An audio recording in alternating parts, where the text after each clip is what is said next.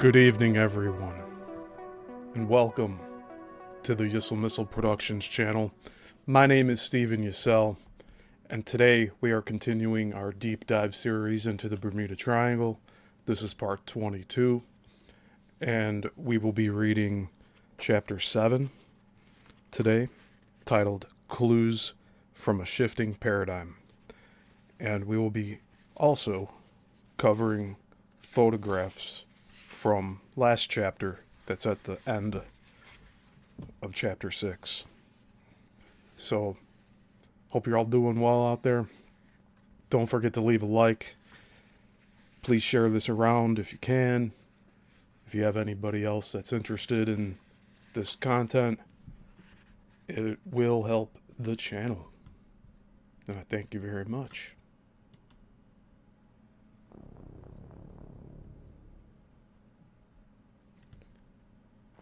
So first things first, we got to get this section of the photographs all squared away.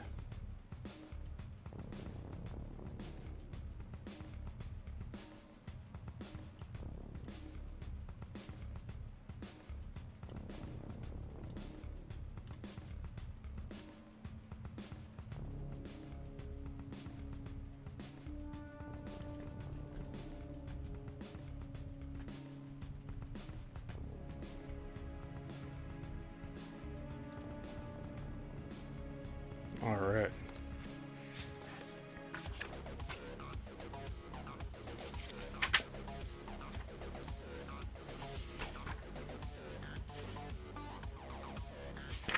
So we covered a lot last time. I actually piqued interest on the other platforms that I put this on. Brighteon, especially, as well as BitChute. Maybe the title of the chapter piqued some interest, but Space-Time Vortices, Zero Point, and Sunken Worlds was last week's chapter. So I thank you all for your continued interest in this. But we have some photographs to show, which is in regards to last week's chapter. Just because we would have ran over 2 hours, like a lot over. So we're doing this now.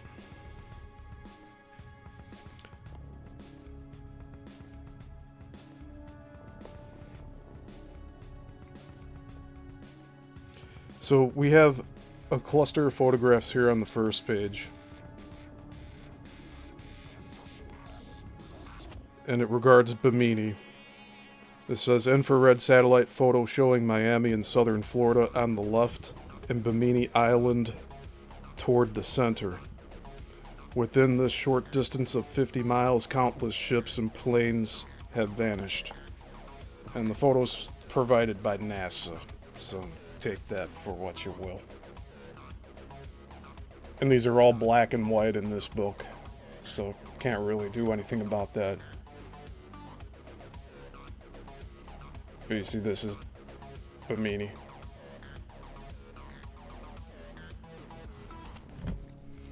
Above that, to the right side, it says the drop-off, quote-unquote, into the tongue of the ocean. So we'll take a look at that.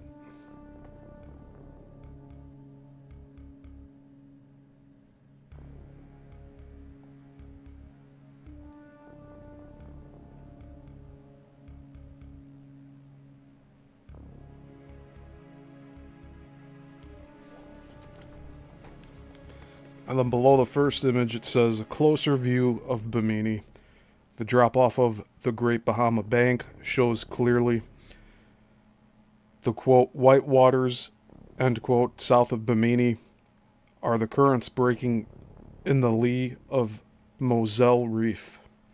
Bimini remains a hotbed of mysterious disappearances, strange lights, and unexplained electromagnetic anomalies. And the photo, again, is provided by NASA. Hey, Brent, good to see you here. Glad you can join us. So we're just going over the photos from last week's chapter 6.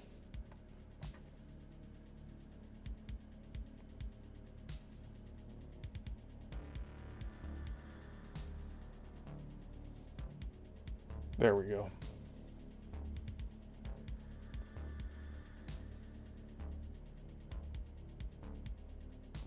So that's Bimini.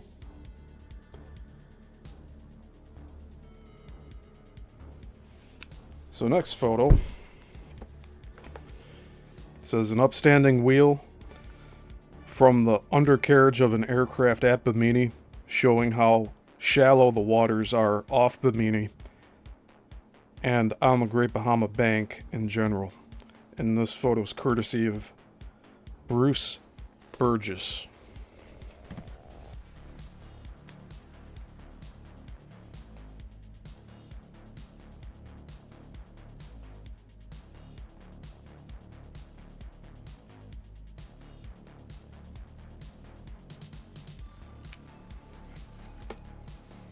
So they were saying it was something like no more than 20 feet.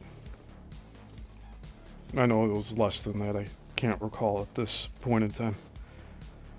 Next photo we have is the caption reads, "Far from land, the mysterious bulb of the tongue of the ocean, the surrounding rippled bottom sands are only a few fathoms deep, while the dark blue, as seen black here, of the tongue is 6,000 feet. The dark color upper left is the Exuma Sound, another area of deep water. Along here, at the edge of its drop-off, runs the Exuma chain of islands."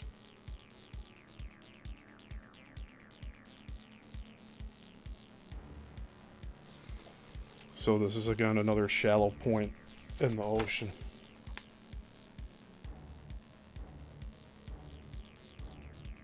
With the dark blue being 6,000 feet deep.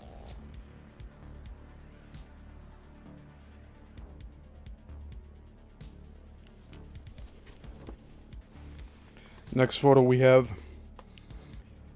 the Sapona looks today as she did when Flight 19 used her for bombing practice in 1945, wrecked near Chicken and Hen Shoals in a 1929 storm. She is in 12 feet of water and rises 25 feet above. And this photo is also courtesy of Bruce Burgess.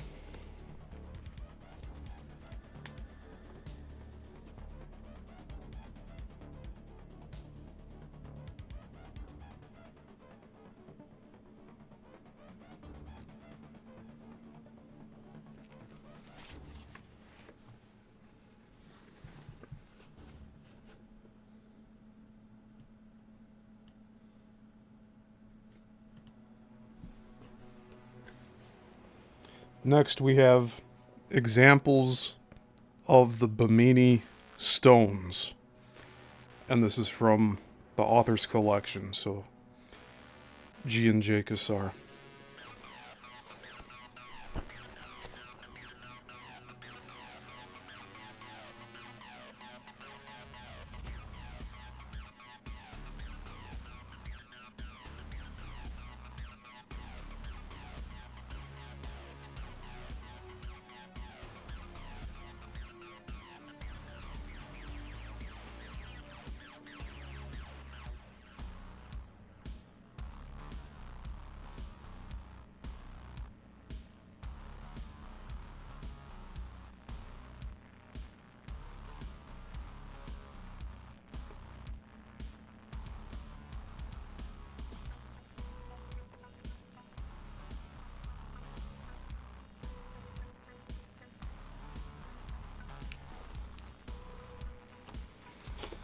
Then next we have, there is evidence that Bimini was a much larger island only 500 years ago, and that the Spanish knew about the stones.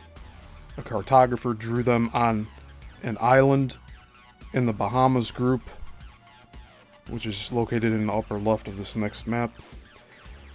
And this is a Piri Reis map of 1513. Weather changes in the last 1,000 years can account for the stone's re-emergence and then resubmergence. And it's from the Library of Congress.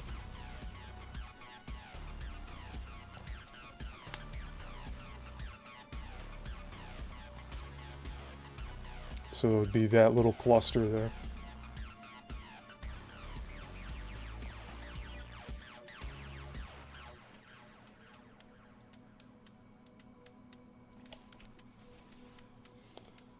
And then it says here, in this enlargement of the photo at the left, the center of the island is marked by a row of fallen polygonal stones and a stone construction indicating they were on land in 1513.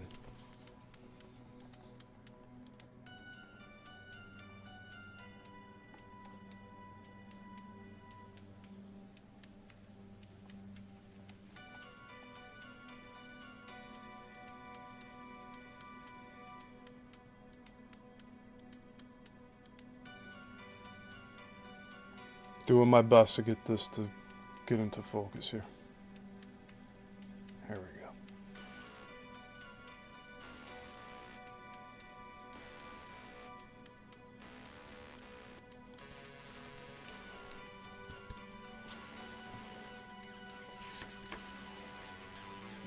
Next we have effects somewhat reminiscent of Edgar Casey's prophecies are now being produced from free energy sources in electromagnetism. One of the pioneers is Canadian scientist John Hutchinson. Shown here are shattered ingots.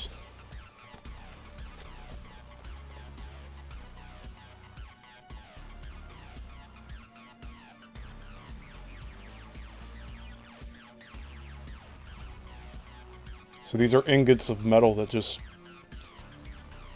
when put under this device that Hutchinson had, or Hutchison, he turned this basically into putty and broke apart as such. Next photograph caption reads, levitating a 60-pound cannonball.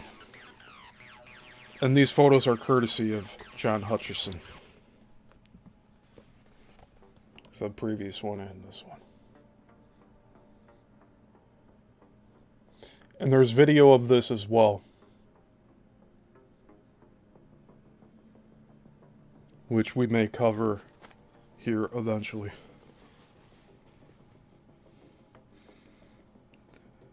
Next photograph, caption reads, Hutchison at the controls.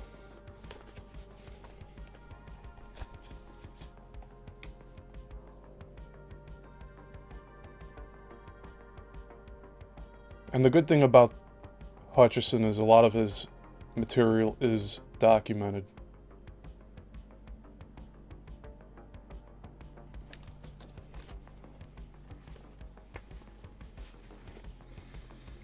Next we have fusion of dissimilar materials, a block of wood, and a metal bar.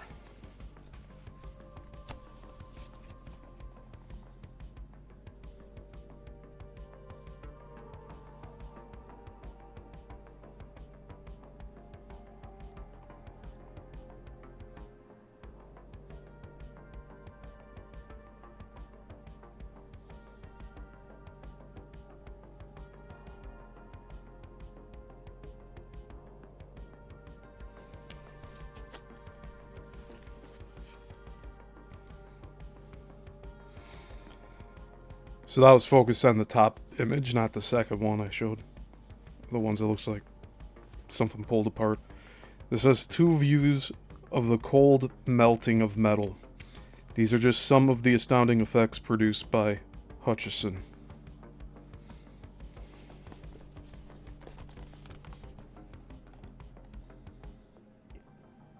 So that's what this one was. Cold melting of metal.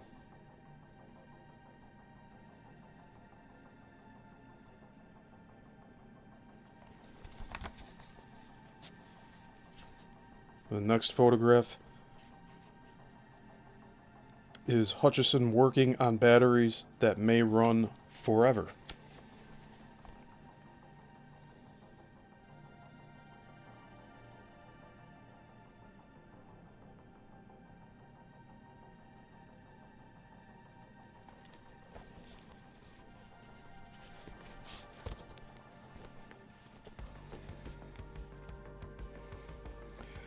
The next 6 photos are 6 views of John Hutchison's lab and various machines that together generate the Hutchison effect.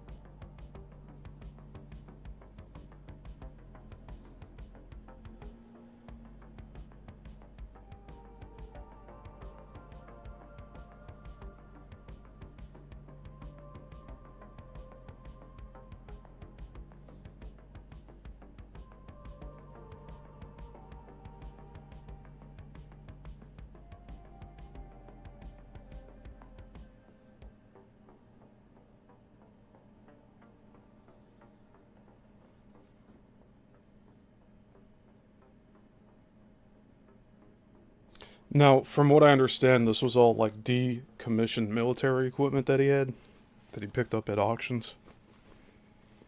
That's my understanding of how he got his hands on this technology. It was bits and pieces of it, and then it eventually turned into all that. Like, he put it all together to make this. So there was work on his end that was done that made this all come together. Next 3 photos, caption reads, an astounding photo of the, quote, whitewaters, end quote, taken by Bruce and Lynn Gernon on April 26, 1999, off Andros Island. The area is almost exactly where the lenticular cloud developed and turned into a ringed donut cloud. This picture shows a remarkable vortex of clear water in the middle of the glowing waters. Another is in the upper left without any vortex action. Taken from 6,500 feet. Cloud tops at 3,500 feet. Gernon estimates each blotch covered 10 acres. And these photos are courtesy of Bruce and Lynn Gernon. So it's the vortex of white water.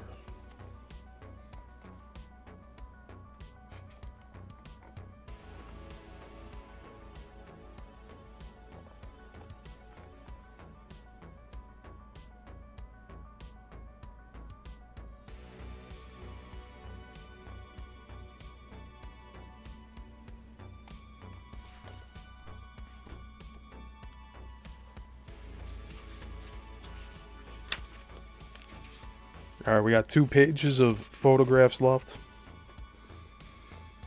So next is ball lightning in formation over Bimini. This photo's courtesy of Bruce Gernon.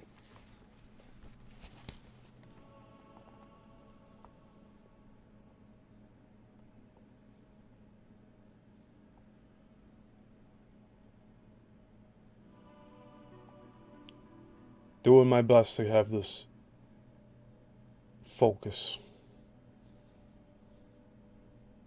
I'm using, I got the best webcam at the time.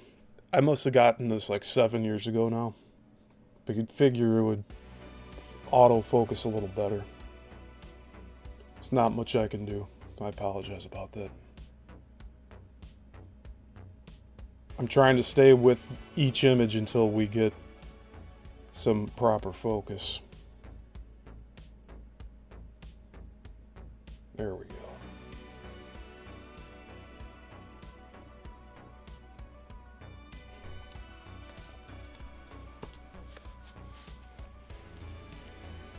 Next image is spiraling clouds form corkscrew tails.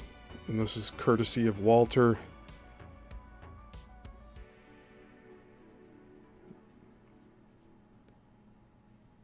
Namanishin.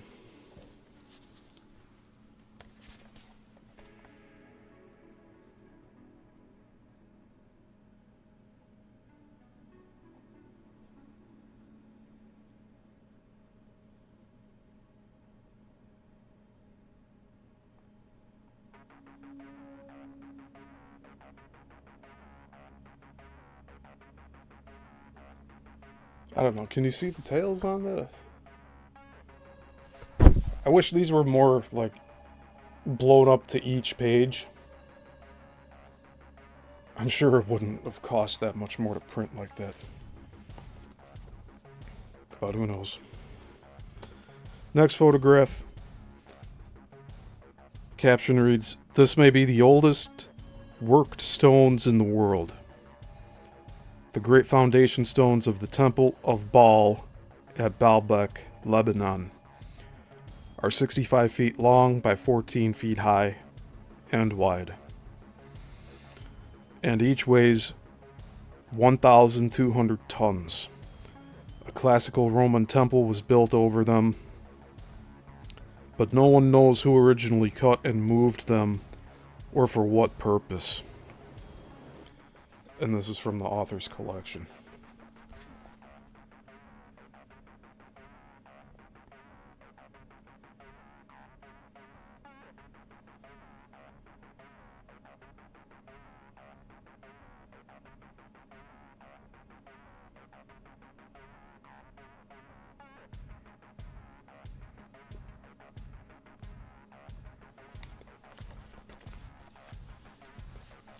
Next, the largest worked stone in the world at Baalbek, 68 feet long by 15 feet high and wide. What stopped the building? What toppled these prehistoric buildings? And again, this is from the author's collection.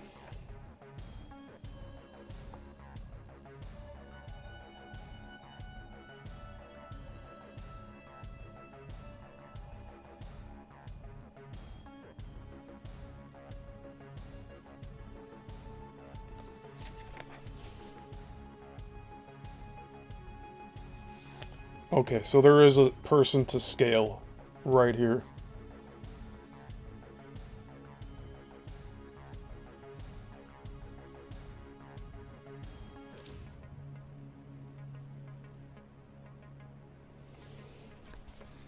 I think there's a YouTube channel called John Leonard Walson, and he actually went on tour of this site, and he has very good videos.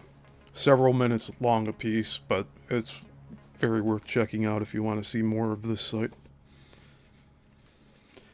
Next, the caption reads, "At Baalbek, at one side, the Roman temple falls short of the stones." And this is from the author's collection.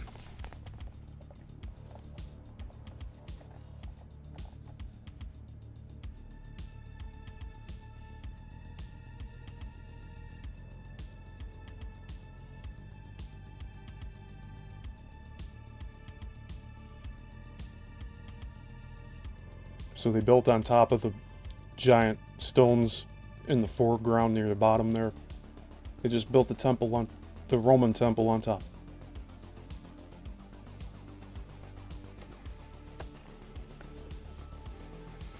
Next photograph. Baalbek stones from another angle. Some of the stones on top match the style of those at Bimini. And again, this is from the author's collection.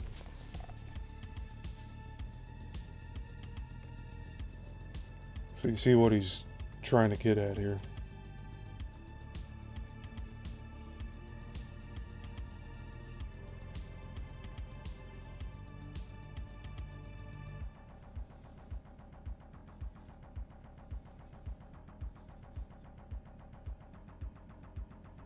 I'm doing my best to have it focus. So my apologies.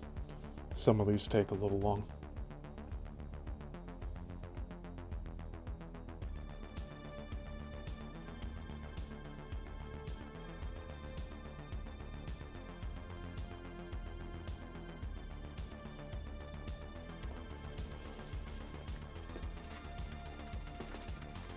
Next photograph.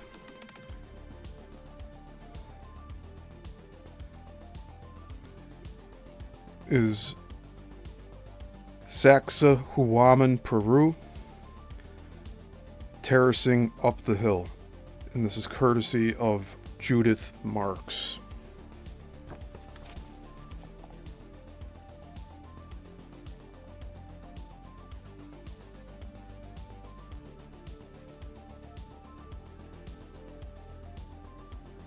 Again, similar stones like Bimini. Peru, Lebanon. Next is also Sacsayhuaman. Parts of the ancient ramparts are much decayed. And again, this is courtesy of Judith Marks.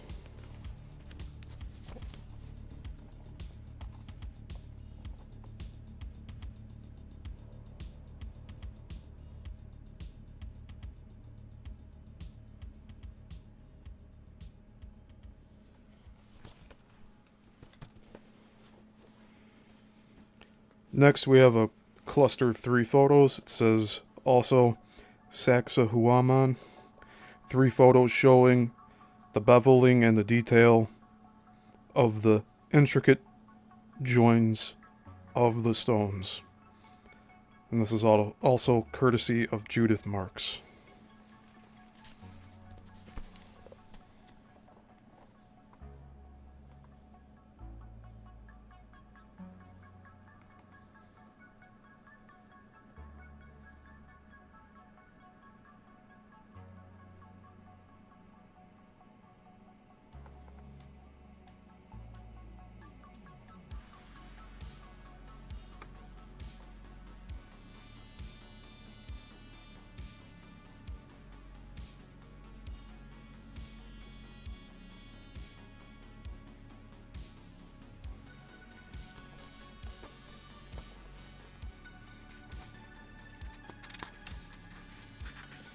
Alright, in the last 2 pages of photographs before we begin today's chapter. Sacsayhuaman. These stones show more than just a little resemblance to those of Bimini and to the mysterious culture of the Bahama Bank. And again, this photo is courtesy of Judith Marks.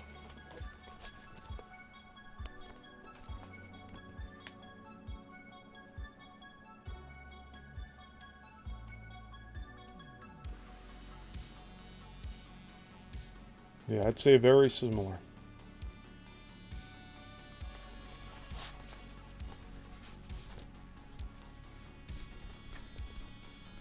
Next, also from Sacsayhuaman. There are miles of such polygonal stones. So miles. And this is also courtesy of Judith Marks.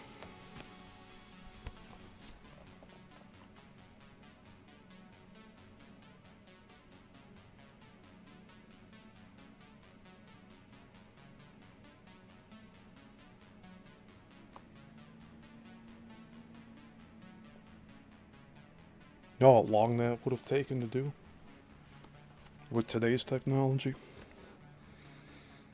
Or lack of technology? Next photograph. Sacsayhuaman. Note the modern work with small rocks compared with the perfectly faceted boulders. And this is courtesy of Judith Marks as well.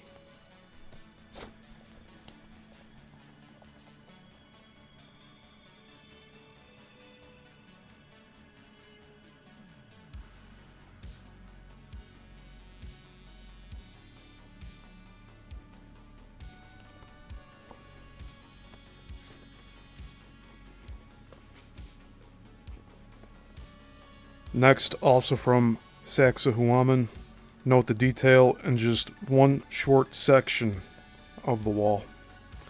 And this is also courtesy of Judith Marks.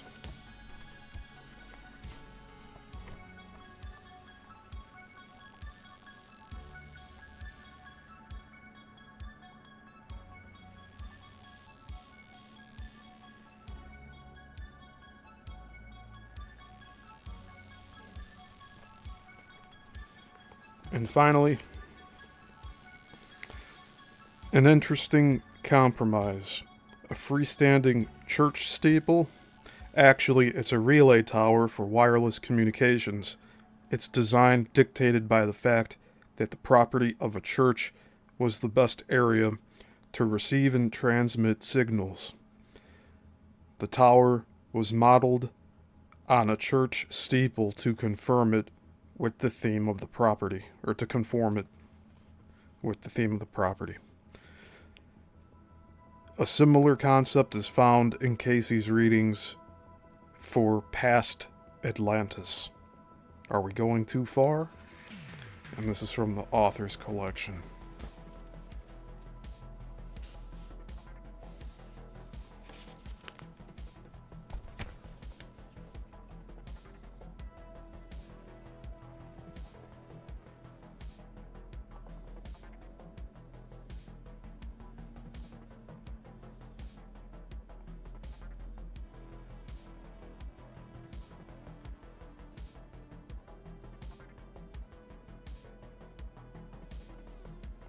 Doing my best to get this to focus. Alright.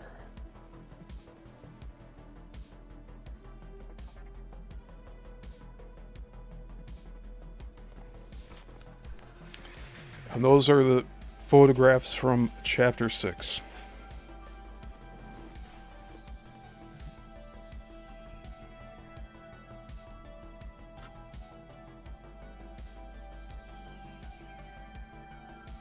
So now we will begin Chapter 7.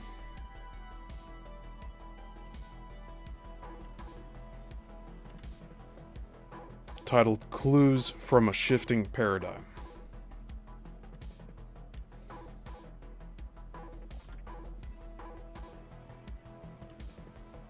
And we'll get the Illuminati up here.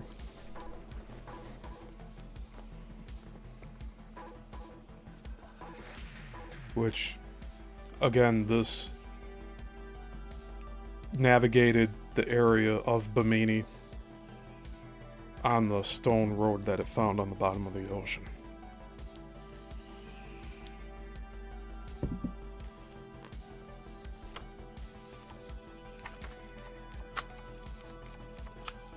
And that took 35 minutes to go through all those photographs. That's why I kept it for today. And we have 20 pages to read. So let's get to it. Ever since the 1960s, it has been established that gravity anomalies can pinpoint areas of tectonic stresses that are otherwise invisible.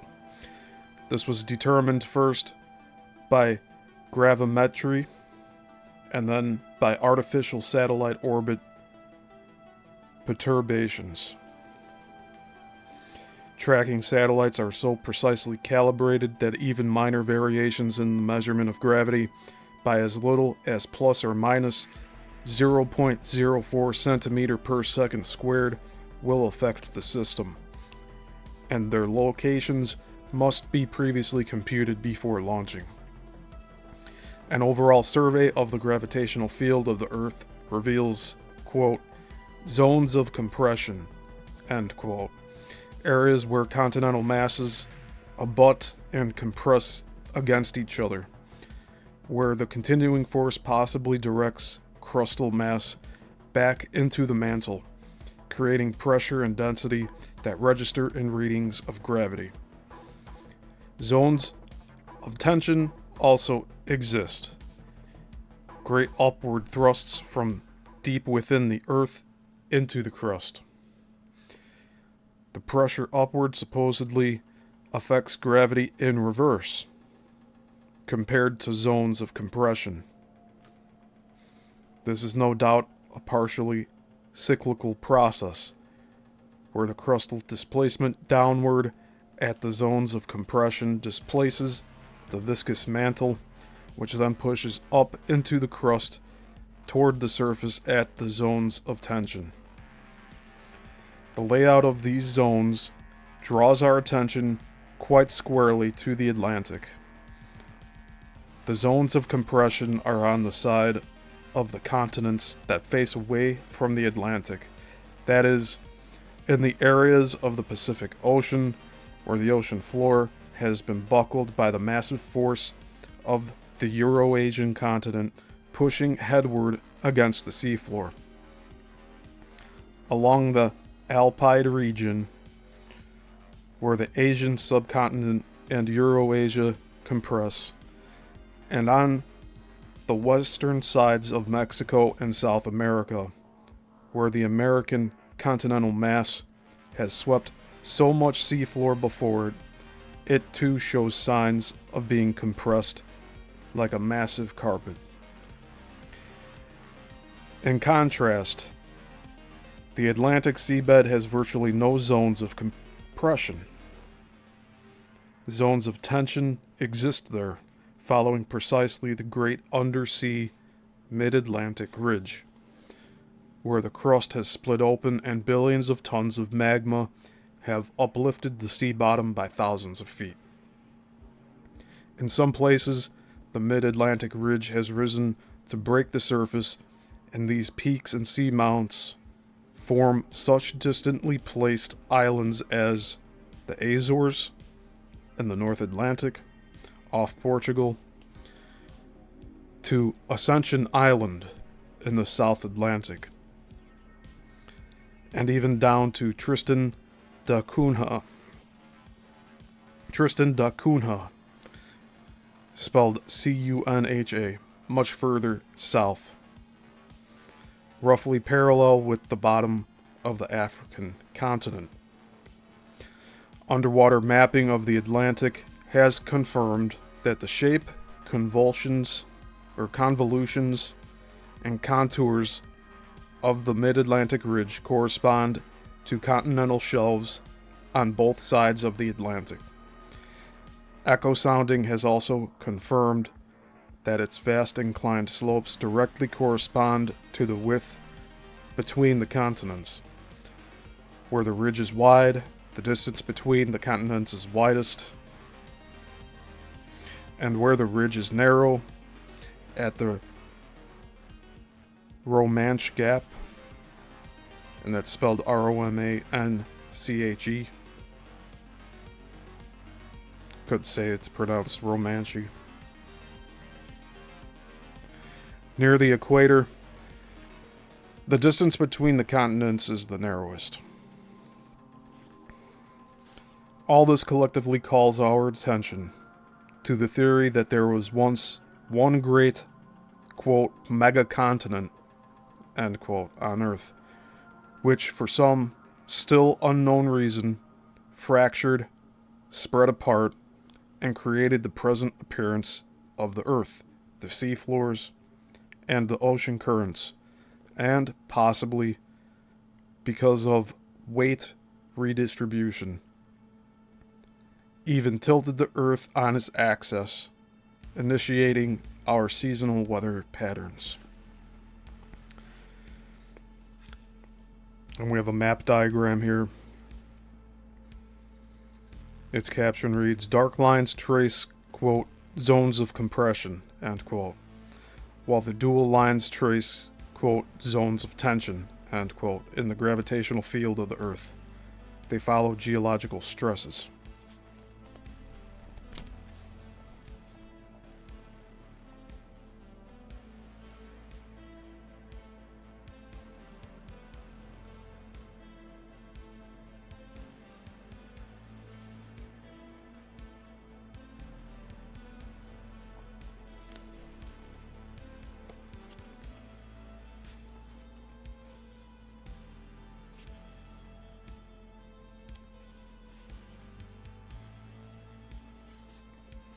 So just to clarify, the lighter lines are the dual lines,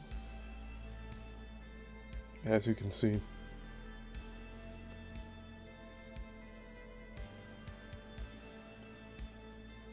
So zones of tension, and the dark lines are the zones of compression.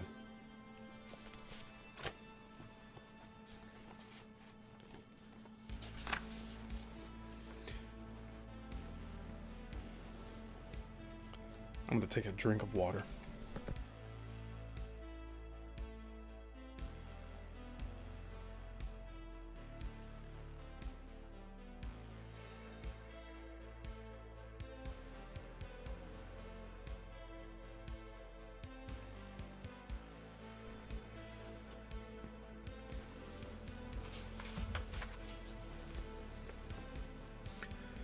Examples of what kind of truly earth-shaking force must have been mounted to uplift the ridge can be found in more modern, though minuscule by comparison, cataclysms.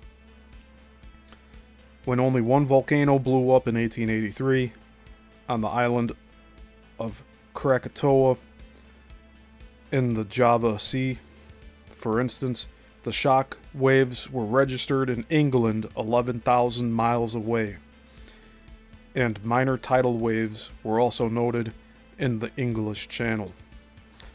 But the Mid-Atlantic Ridge is itself around 10,000 miles long, a network of immense parallel ridges on opposite sides of a central rift valley. In some areas, this central rift is 6 miles wide and as much as 2 miles deep.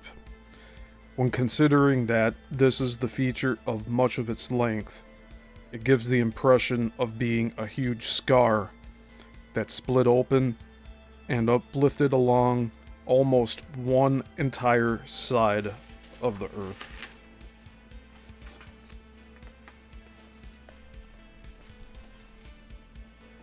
And again, that's what we're talking about here.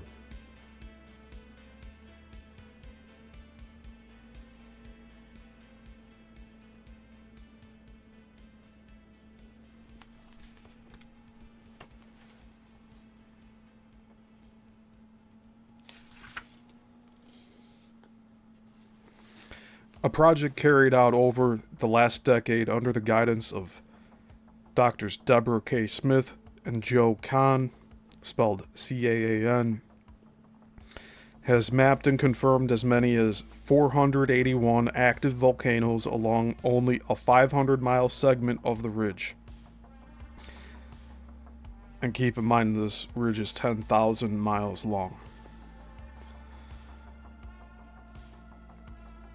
Some ranging as tall as 1,800 feet from the bottom.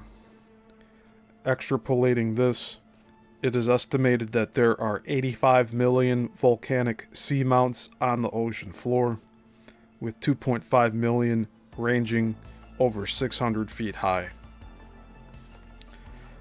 Of all the oceans, the Atlantic seafloor remains the most unstable part of this planet.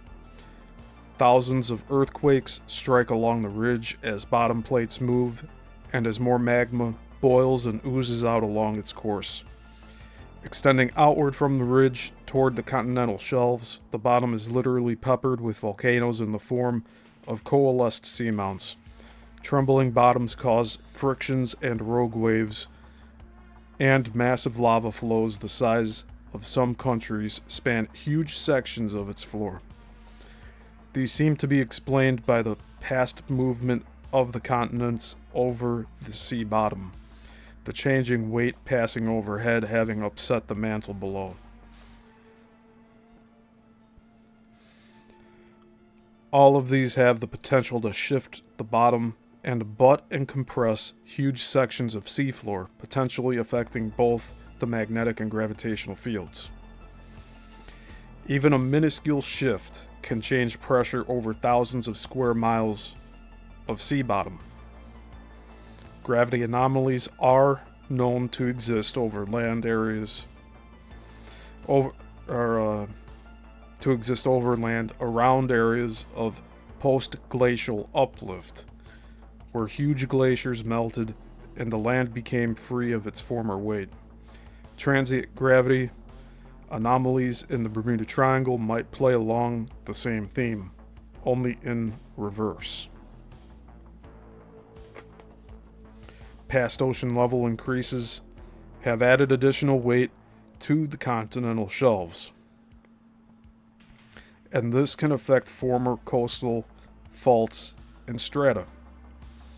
Portions of the continental shelf north of the Bahamas seem to have incrementally plunged. From Blake Terrace, east of Florida, down to Puerto Rico, leaving the vast Great Bahama Bank as a massive plateau awaiting inundation.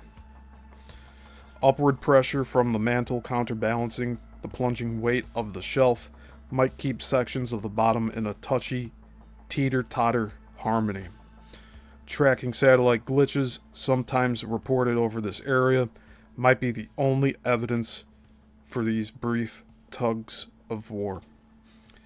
Phases of the moon may even temporarily affect the magnetic field lines if they have been made touchy by a past cataclysm. According to Russian engineer Dr. A.J. Yelkin, some unexplained magnetic deviations recur in the triangle frequently enough to be plotted. These have been at the new moon, full moon, and when the moon is closest to the Earth. And then we have an image here. It says satellite imaging shows the continental shelves of the triangle. East of Florida, Georgia, and South Carolina, they plunge gradually, possibly all the way down to Puerto Rico, leaving several freestanding banks, like the Great and Little Bahama Banks, on the greater continental shelf.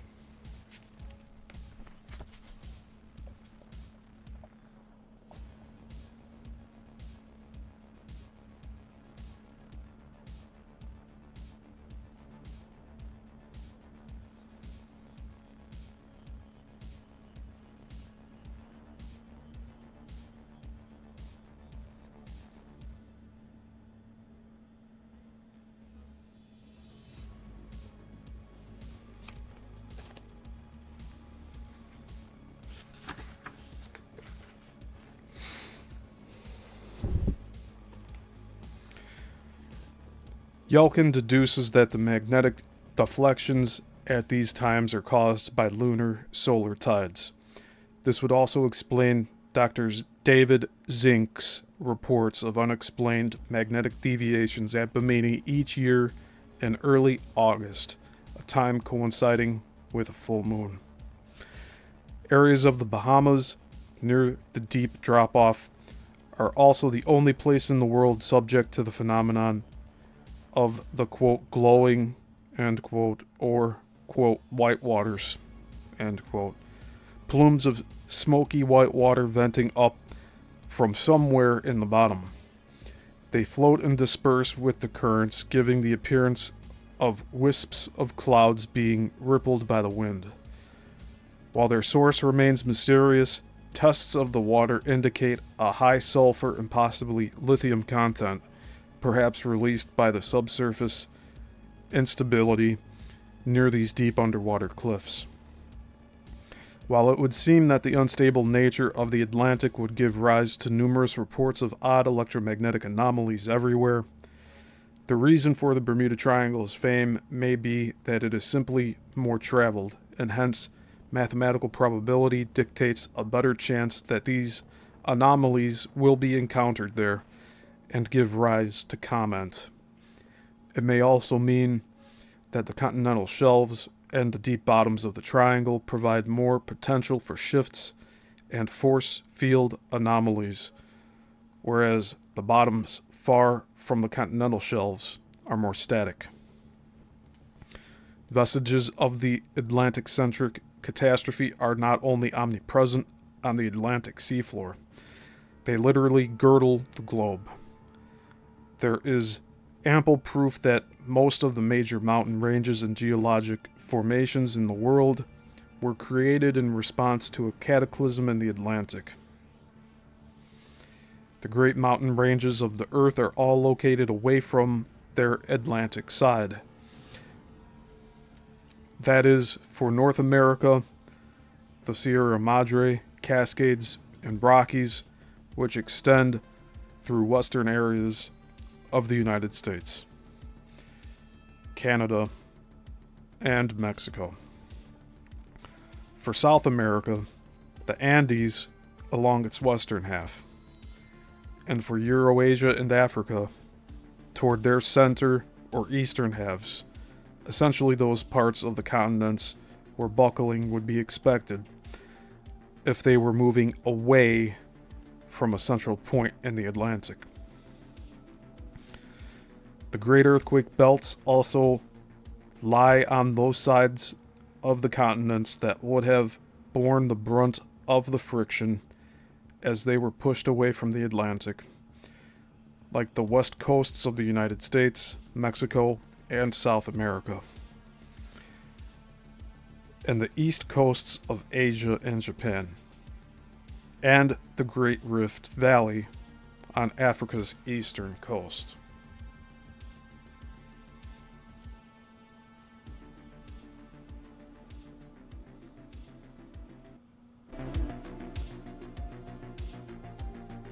Gonna pump the volume up a bit here. Hey Ivy, good to see you.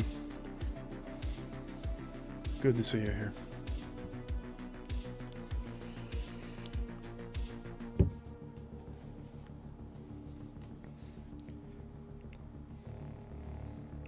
Features exist in every continent to suggest cataclysmic quaking. An inland sea seems suddenly to have emptied into the Gulf of California, creating the Grand Canyon. The Sahara Desert appears to have been very recently an inland sea that drained into the Atlantic. Vast lava beds are pierced through the continents. In the northwest United States, the Columbian Plateau covers 200,000 square miles and is several thousand feet thick. In India, the Deccan Traps is a lava flow the size of France. Since magma does not retain its liquidity very long after reaching the cooler crust, these can only be explained by massive eruptions.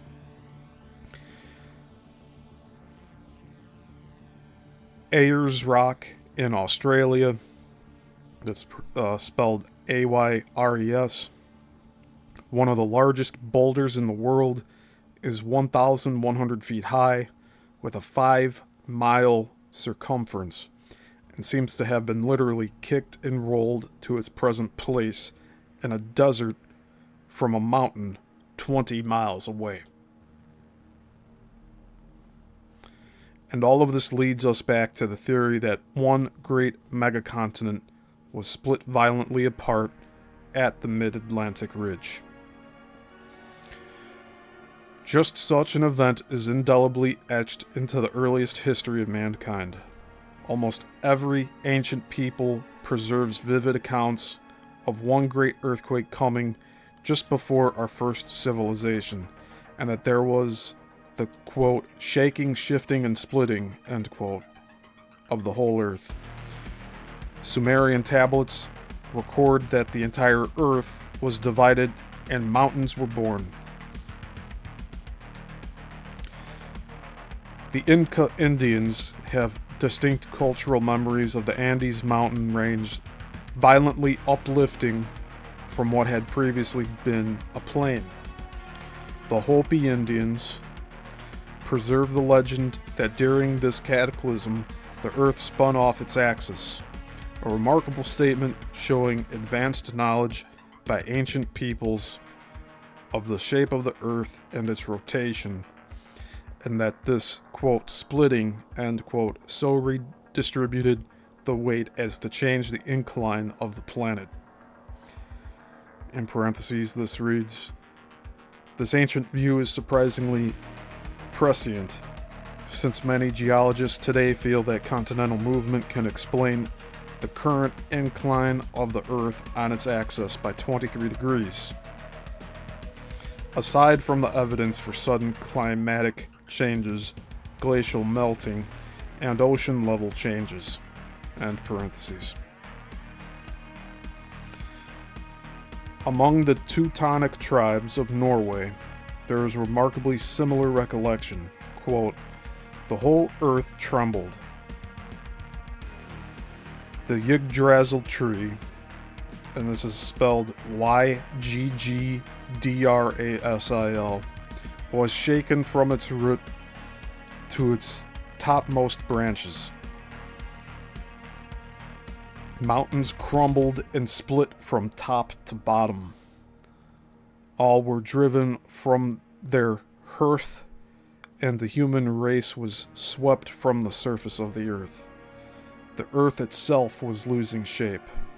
The stars were coming adrift from the sky and falling into the gaping void. That's actually... Is it saying that the stars are local? Because that's what that sounds like to me. The stars were coming adrift from the sky and falling into the gaping void.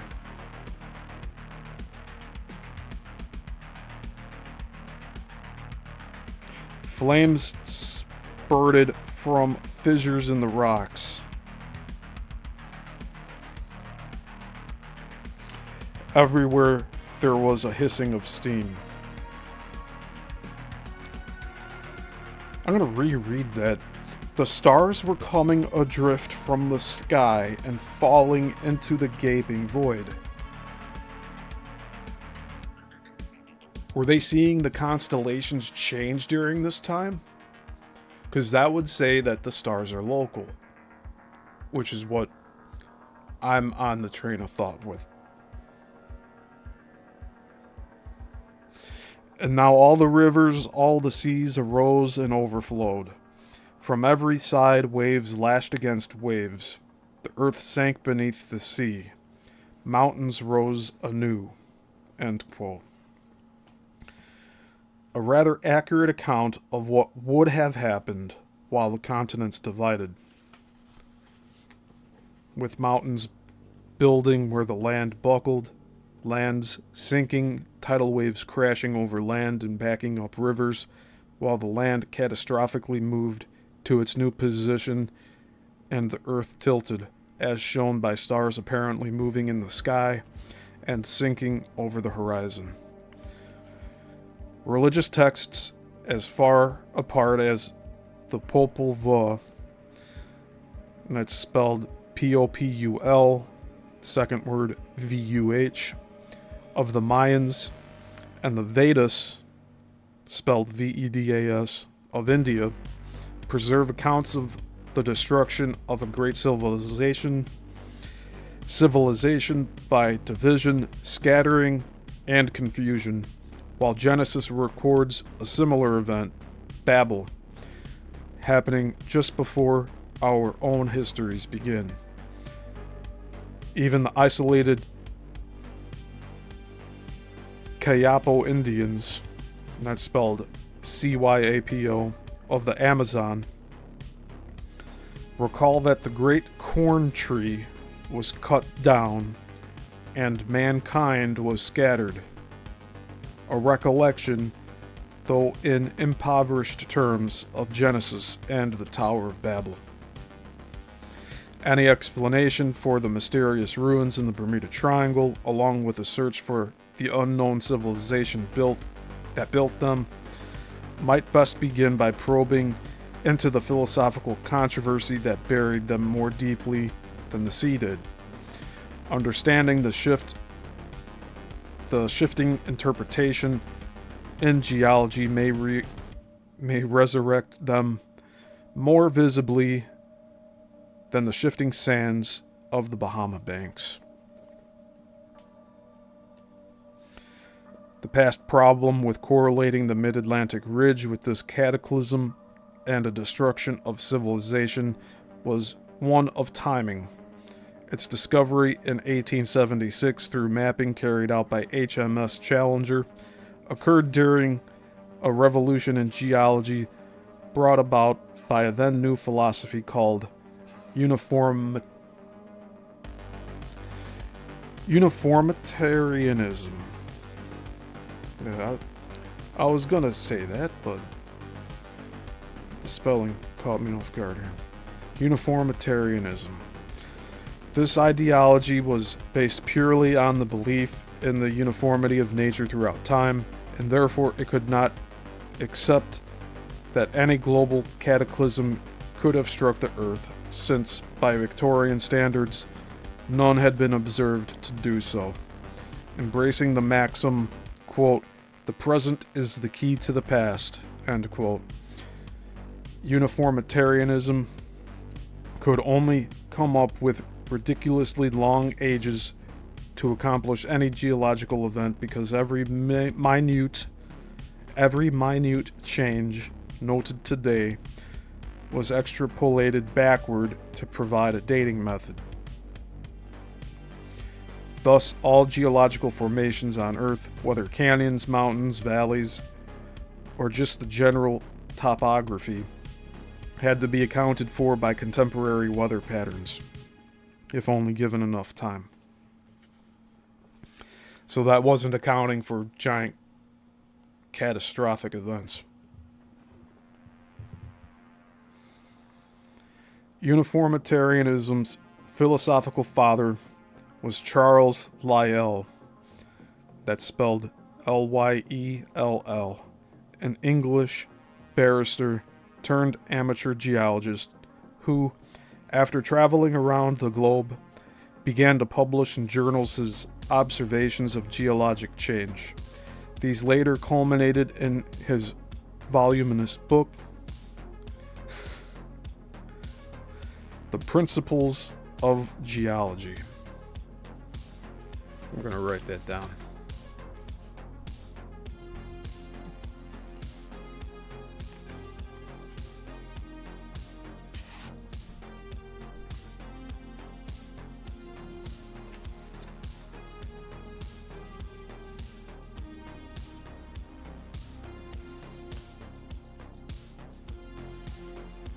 If you're watching this after the fact, please remember to drop a like.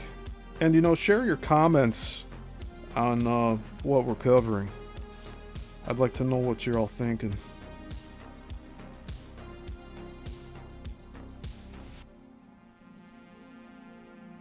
I'm open to discussion here.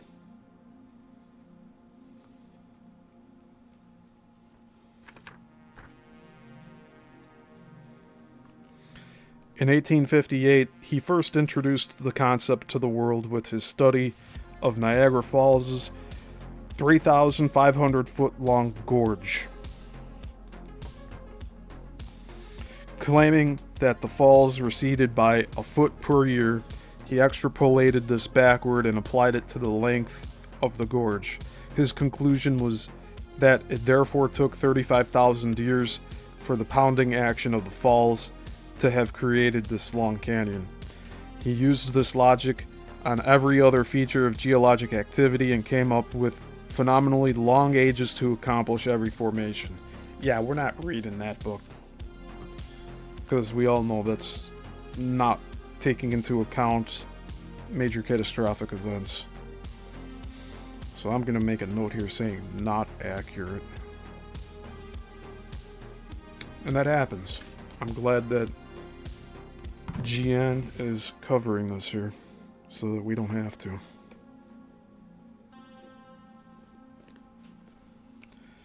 For example, the deep layers of sediments, that is, rock created by the swift movement of wind or water, covering the continents, were explained using the present slow buildup of sandstone at river mouths. Since, in some cases, continental sediments are miles deep, it was adduced that roughly 600 million years were required to lay down much of these sediments, since it takes an average of several thousand years for rivers to lay down 10 feet of sandstone. It was also proposed that the fossils of dead animals, parentheses says dinosaurs, mastodons, primates, and parentheses, and foliage found in them were preserved in the same slow way in the course of everyday nature. Well, this is where we got the millions of years bullshit, huh?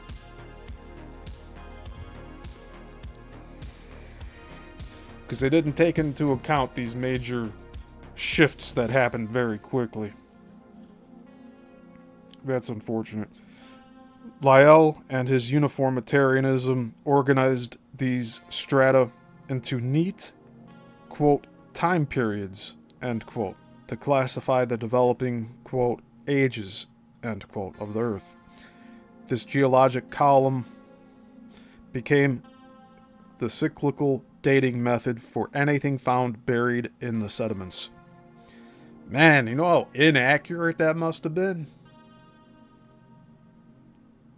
And this method is still being taught today. Foolish. Absolutely foolish. Each time period's duration was determined by its thickness being determined by the repeating type of fossils found vertically throughout it. Each layer represented millions of years since they were hundreds of feet thick. This column should reflect, in neat ascending order, the progressive evolution of species to the present Holocene epoch. And that's spelled Holocene.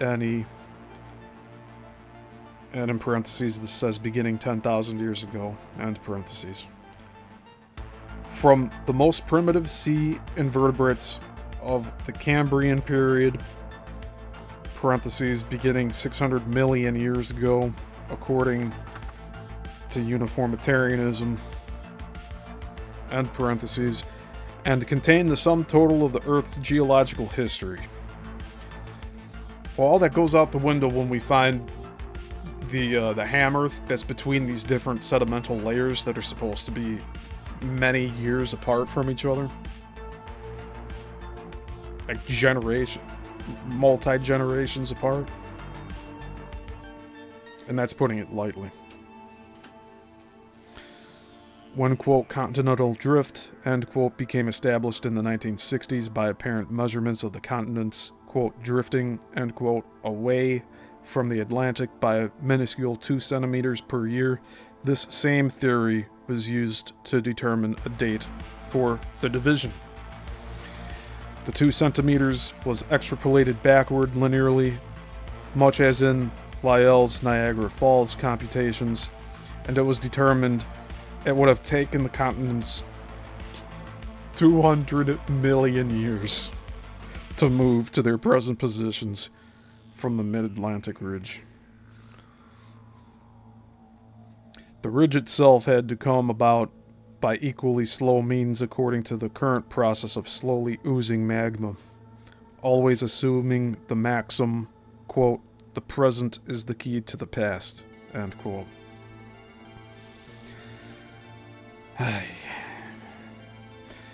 Before the unusual conceptions of the uniformitarian paradigm rose to dominate geology in the late 19th century, or the 1800s, the catastrophist mentality pervaded, accepting the ancient and biblical records of a huge global flood having wiped out a prehistoric civilization. And then thousands of years later, another civilization destroyed by scattering and division. Evidence for the first was accepted by the fact that great sheets of sediment, water-laid rock, covered the continents. But for the second, the scope of destruction had been so large, it was not even guessed these ancient accounts like Babel were referring to a global event. In the 16th century, when mapping of the Americas became more extensive, Sir Francis Bacon was the first to note the curious fact that the Americas seemed to fit roughly into the west coast of Africa. However, it was not until 1858 that a French scientist, Antonio Snyder Pellegrini, proposed that the Atlantic was created by powerful forces that tore apart one great continent. In the last 25 years, this approach has been solidly embraced by a greater and greater number of geologists, now called neo-catastrophists.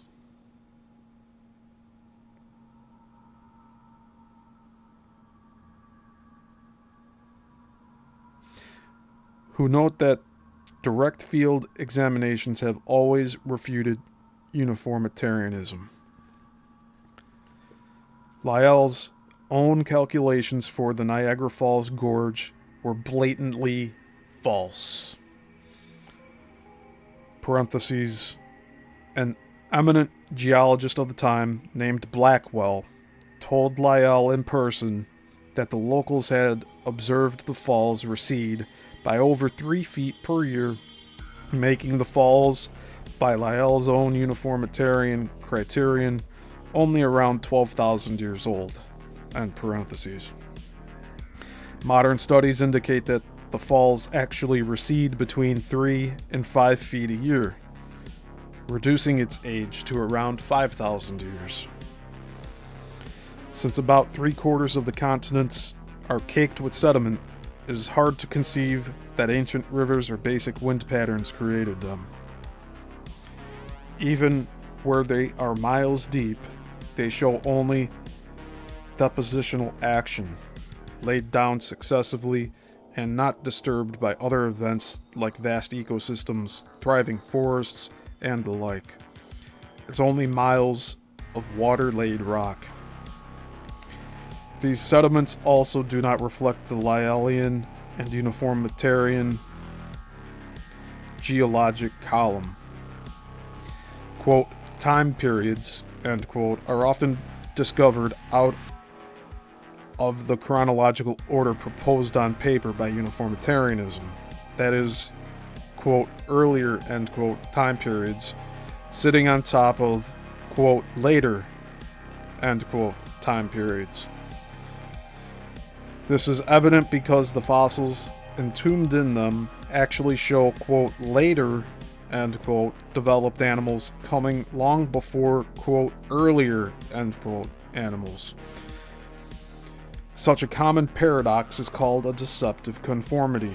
Deceptive because, in essence, it does not justify uniformitarian ideology and conformity because the sediments conform to each other perfectly, meaning they were laid down successively without any time lapsing between. In the Grand Canyon, where the geologic column concept is most visible, the entire Permian period is missing. But the sediments sit comfortably on each other. The simple fact is that there are no index fossils here attributed to the Permian period to identify anything as Permian. The fact that fossils universally exist in the Earth's crust underscores the theory of a huge flood. Fossilization would not result if the animal had merely dropped dead, was subsequently eaten or rotted, and was dispersed. The fate of all animals if they are not buried quickly by a load of sediment, that is water-laid rock, which is required for fossilization to commence. If entire species are missing, it simply indicates that those animals were not indigenous to that area, and therefore it is not surprising that they leave no fossilized trace. The catastrophists note that since animals would be deposited according to variations in weight, time of death, and strength of the currents, there is little reason to expect, quote, chronological order, end quote, in the deposits. Other discoveries support the theory that the strata of the Earth are neither slowly laid down nor particularly ancient, but rather the result of catastrophic floods, or, to use the biblical terminology, the flood. For instance, many fossils actually exist in, quote, graveyards, end quote, around the world, and in particular, the Cumberland Bone Grave of Maryland contains fossils from a wide variety of species, from bats to mastodons, and from several Yissilmissil species. And that word is spelled Yissimiccal, all of which indicates huge volumes of water sweeping over the land. Robert Broom estimates that the Karoo supergroup of Africa, and that's spelled Karoo, contains the fossils of 800 billion vertebrate animals, while the Miocene shales fossil bed of California indicates that 1 billion fish died within a 4 square mile zone. Although according to uniformitarianism, sediments of several feet thick should reflect thousands of years of slow development, it is common to find entire mountains of fossils from Alaska to Africa, indicating spontaneous deaths. Commenting on one as seen in Belgium, paleontologist Dr. Edwin Colbert, possibly the foremost dinosaur expert in the world, has observed, quote, "Thus it could be seen that the fossil boneyard was evidently one of gigantic proportions, especially notable because of its vertical extension through more than 100 feet of rock," end quote. The sudden death is a common sight over the whole globe. Imprints in fossiliferous rock, all that remains after some buried creatures decayed, have revealed the image of a fish half devouring its meal. Another small fish whose tail is still sticking out of its gaping mouth. Fossils have been unearthed of animals caught while giving birth, or, as in the case of a herd of triceratops discovered by their broken legs and bones, have been overwhelmed by a wall of water while stampeding, no doubt while trying to escape. When Trachodon, a dinosaur discovered in sediment formation in Kansas in 1908, in parentheses, now in the American Museum of Natural History in New York, end parentheses, was unearthed, its impression was largely intact. Its skin shows remarkable detail, including the absence of any significant signs of decomposition or predation by other carnivores and carrion eaters. In August 1971, an expedition unearthed 2 fossilized skeletons in the Gobi Desert.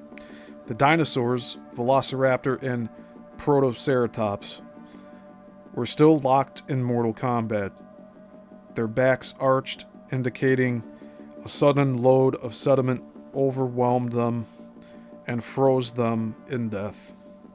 One of the largest dinosaurs in the world, Seismosaurus, in parentheses, it's quote, ground-shaking lizard, end quote, end parentheses,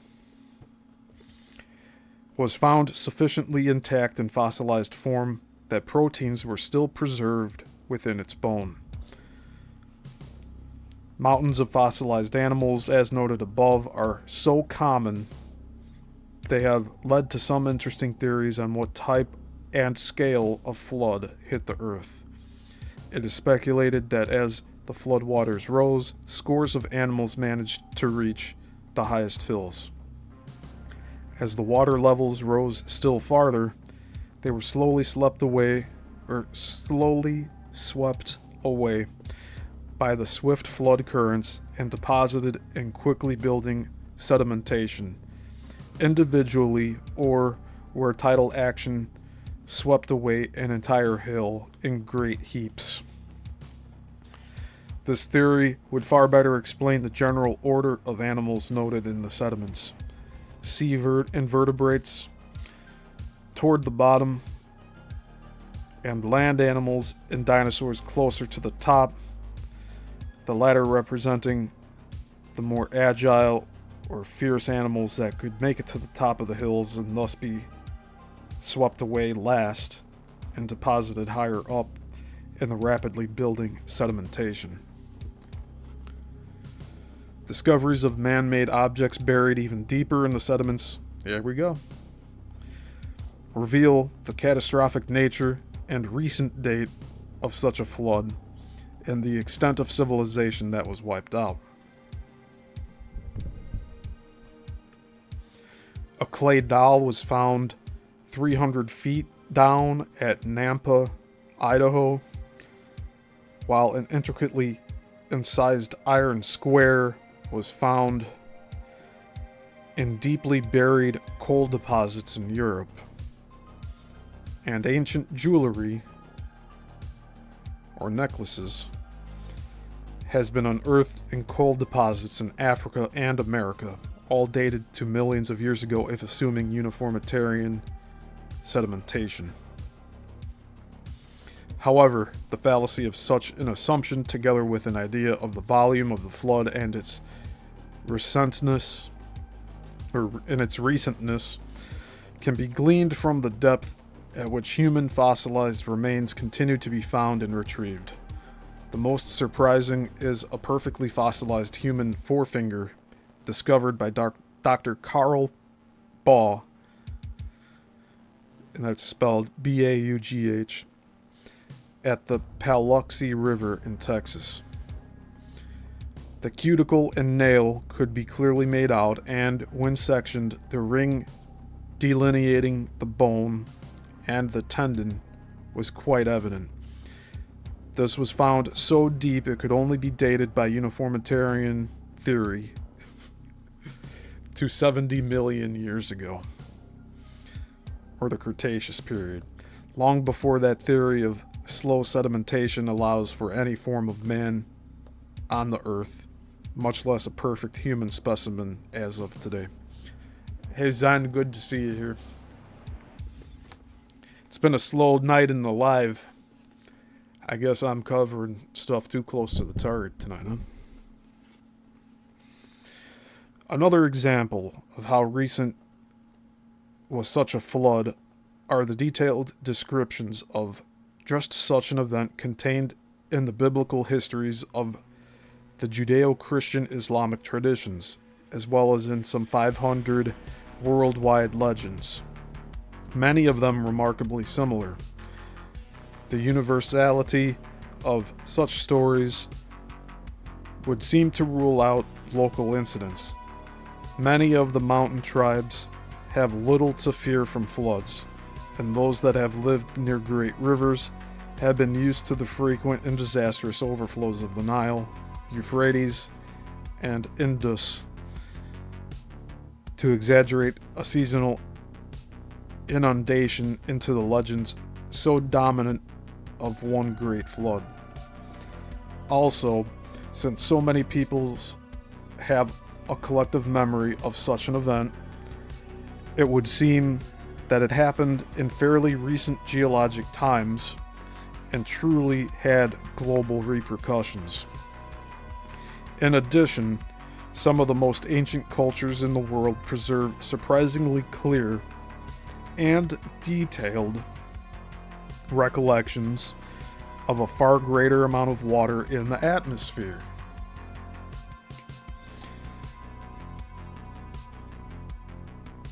I would say that can be termed the vapor canopy. In the Sumerian and Babylonian creation accounts, the firmament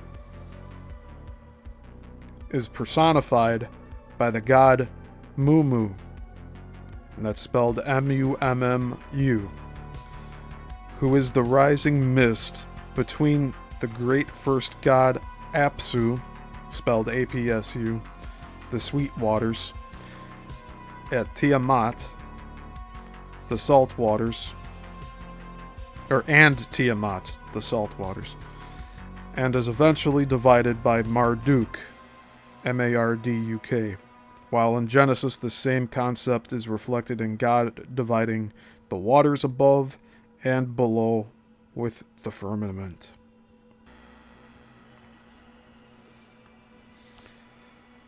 It is a fact, however, that only 0.015% of the atmosphere today is made up of water. And if all came down, it would be sufficient to cover the whole earth with less than 2 inches of rain. But ancient worldwide flood stories show a remarkable consistency in the number of days that it rained, an average from 40 to 60 days, and the fact that such phenomenal rain had never been seen before. It was only in the 20th century that some surprising evidence was unearthed, in parentheses it says literally, and parentheses, that produced startling corroboration of these ancient accounts and therefore links to an antediluvian civilization. Worldwide sedimentary corings have confirmed a vastly different atmosphere existed in the past. Fossilized plants and animals known to thrive only in tropical climates are found globally from Antarctica to Alaska, indicating that the Earth at one time had a largely stable and warm temperature. However, there is currently enough water on the Earth, embodied in the polar ice fields, to flood it completely in such a temperate environment. But the undisputed presence of past continents and thriving terrestrial ecosystems can only mean that much of this water was not on the Earth until recently. I'm going to pause real quick.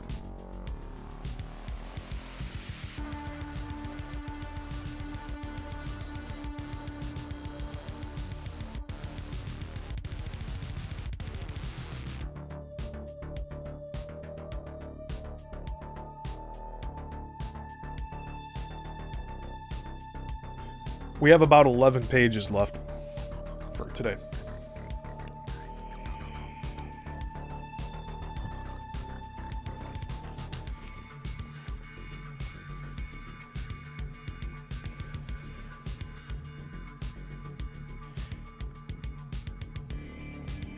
Many catastrophist geologists and geophysicists point to the fact that a vastly greater amount of water in the atmosphere, in parentheses, specifically the troposphere, end parentheses, sufficient to form a water vapor canopy, much like the one Venus, our twin planet, still possesses. And in parentheses it says through carbon trioxide, end parentheses, is the only thing that can explain this.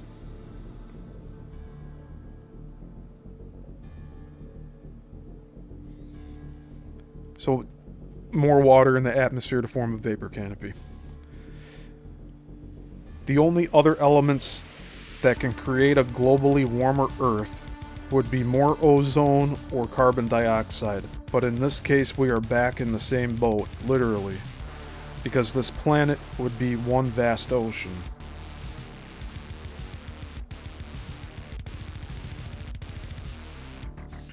Not only would a greater abundance of water in the atmosphere create a greenhouse effect, but the loss of this vapor canopy, for reasons still unknown, would have brought huge amounts of water onto the Earth and caused a great flood. Dr. John Morris, a well-known flood geologist, proposes that the Bible alludes to this scenario from his study of passages dealing with the antediluvian environment. In Genesis 2, verses 5 through 6, it reads that, quote, "The Lord God had not caused it to rain upon the earth, but there went up a mist from the earth, and watered the whole face of the ground." End quote. This precisely is what would have been the case on an Earth with a water vapor canopy. With a steady temperature, there would have been no air mass circulation, and therefore there would have been no rain. The temperature drop at night would have brought down some of the water as dew, and then with the heat of day, it would have risen, watering the vegetation in the process. In the passage dealing with abatement of the flood, further corroborating information was found. It is recorded that a great wind came, something noted perhaps because it was the first time mankind had ever experienced a strong wind. This would indicate that the atmosphere of the Earth had undergone a great change, and the now air mass circulation was possible. And now air mass circulation was possible.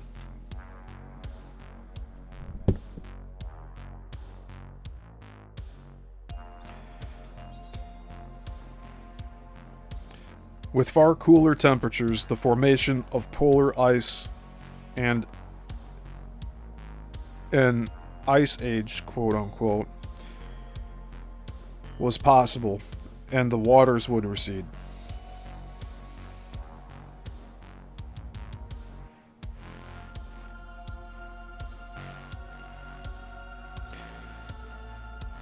So the winds would have made everything cooler and formed frost caps, which became ice caps. If that makes sense. Study of the atmosphere adds an unexpected dimension to all of this, as well as confirming a date for it within the span of intelligent mankind. The isotope carbon-14 should have achieved equilibrium in the atmosphere within 30,000 years. And in parentheses, that is, the amount entering the atmosphere from the Earth is equal to the amount exiting into space, thus causing a steady level in the atmosphere. End parentheses. But repeated and reliable tests have proven that carbon-14 is still building, something that can only be explained by a massive shakeup of the atmosphere within this time frame. Dr. Melvin Cook of the University of Utah undertook a further study of the non-equilibrium factor. He discovered that this non-equilibrium was so significant in carbon-14 dating that it, quote, reduces the computed age by an amount dependent upon the age of the sample, by amounts increasing in time from about 20% in 1,000 years, 30% in 4,000 years, and finally telescoping all of the very long ages to 12,500 years or less.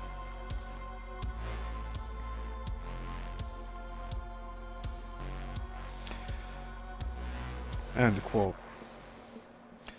Though this method brings a plausible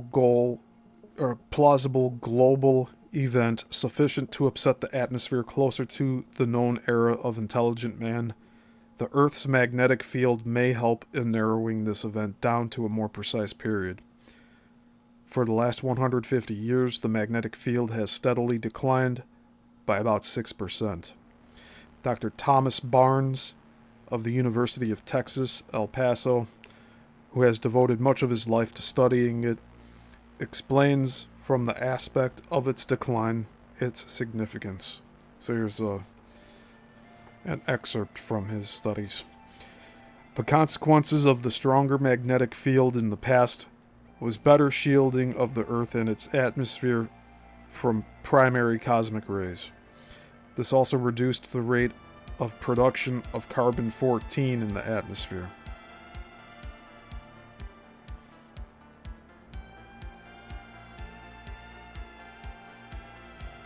Primary cosmic rays interact with the atmosphere to produce neutrons, which in turn transmute nitrogen atoms into carbon-14.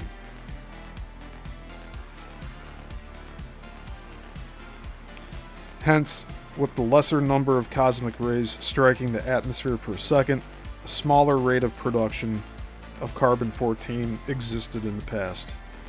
A smaller production rate of carbon-14 in the atmosphere than has previously been assumed would reduce the age of carbon-14 dates.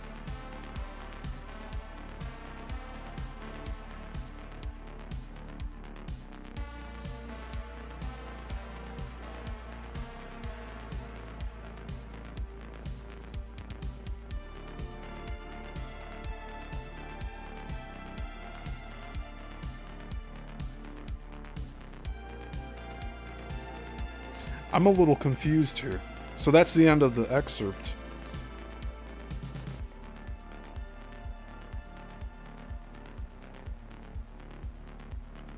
Can any of you weigh in on this? Let me know in the comments.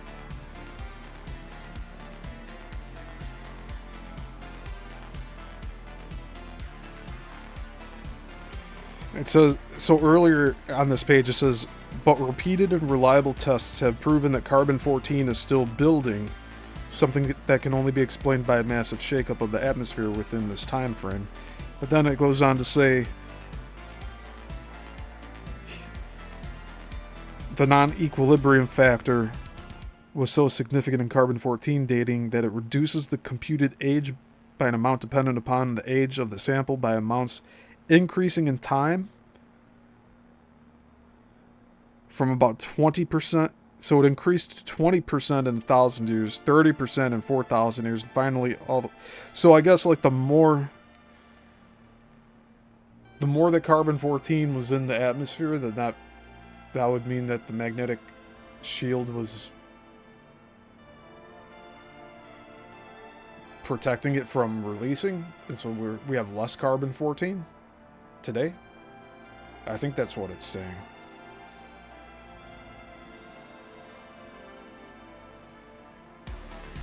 Because Dr. Thomas Barnes says, hence with the lesser number of cosmic rays striking the atmosphere per second, a smaller rate of production of carbon-14 existed in the past.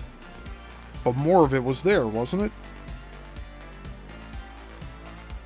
A smaller production rate of carbon-14 in the atmosphere than has previously been assumed would reduce the age of carbon-14 dates. I'm really not understanding this. If anybody can weigh in the comments, that'd be helpful.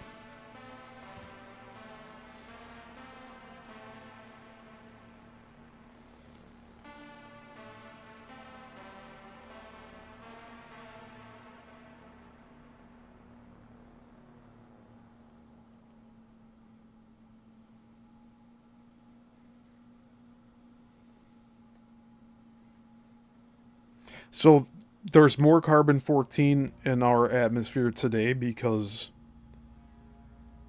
of the weaker magnetic shield? Is that what I'm coming to understand here?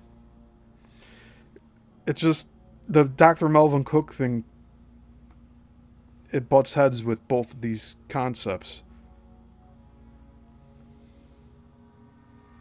Non-equilibrium is so significant in carbon-14 dating that it reduces the computed age by an amount dependent upon the age of the sample by amounts increasing in time from about 20% in 1,000 years. So it's increasing the further back it goes. So it's less today.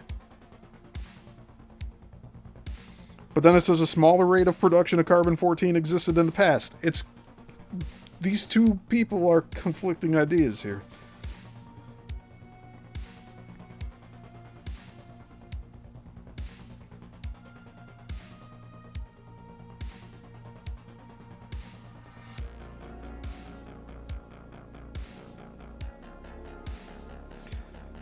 So the magnetic field has reduced over time to the present.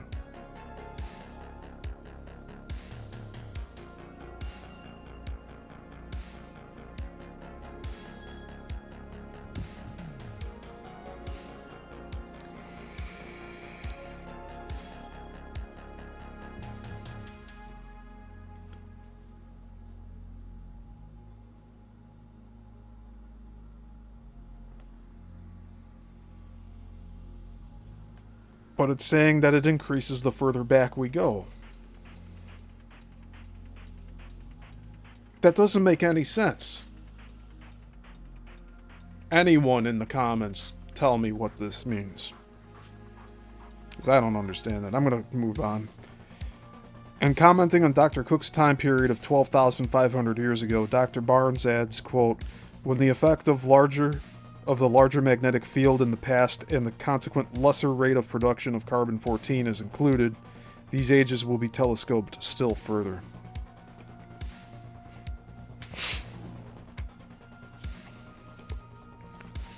This is basically saying it's all wrong. Carbon-14 is not reliable in the dating process. This lesser date would be within the last 7,000 years. This time frame now becomes oddly coincidental with those applied by our earliest legends to a cataclysmic flood wiping out a previous civilization. This time period, furthermore, has been considerably strengthened by quite fascinating discoveries made only recently, again in sedimentary deposits. Among these, the case of, quote, radio halos, unquote, and coalified logs deeply buried in the Colorado Plateau is cause for comment for a number of interesting reasons. First, they have been found in logs across a wide part of the plateau. Second, the sediments here are rich in uranium, one of the isotopes in the radioactive decay chain of uranium to lead was found to have leached quickly into the logs. This isotope, polonium-210, has a radioactive decay life of only around 4 years. This decay, as with other isotopes, shoots an identifiable halo, or concentric shadow or ring, rippling out from its core into whatever substance it is lodged in. In the case of polonium-210, only one concentric ring is emitted during decay. The polonium-210 halos in the logs show that the core is surrounded by both an elliptic and a concentric halo, indicating that the logs were quickly buried under enough weight to compress them, and thus also the initial halo emitted by the decay. Furthermore, after this compression, there was still enough time in polonium-210's radioactive decay life to form another halo, this time one that remained concentric. This discovery indicates that the huge Colorado Plateau was created quickly by flood. In doing so, the flood buried part of an antediluvian forest with a load of sediment sufficient to compress the logs before the radioactive decay life of polonium-210 and its ability to create another halo was finished. That is, under 4 years' time.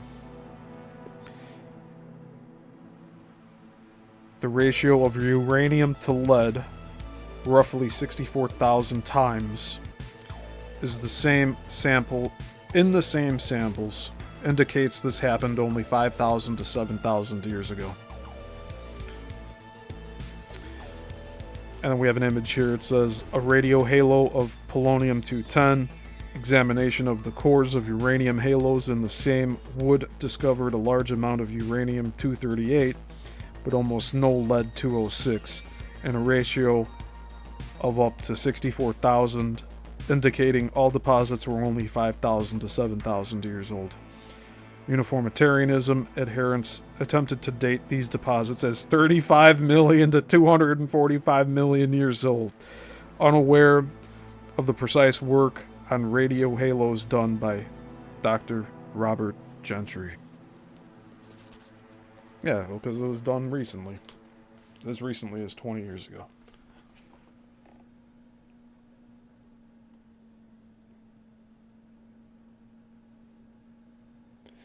So I guess what it's saying is the first decay and then the second decay,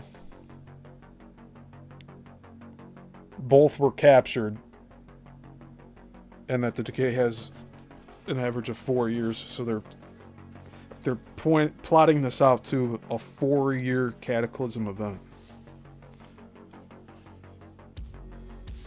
Now that I can understand. Alright, thank you Gian J for commenting. He says, no, that's conflicting. Yeah, it makes no sense. And this is on page 157 if anyone has the book. I'll reread that last page one more time so that we can get clarification here.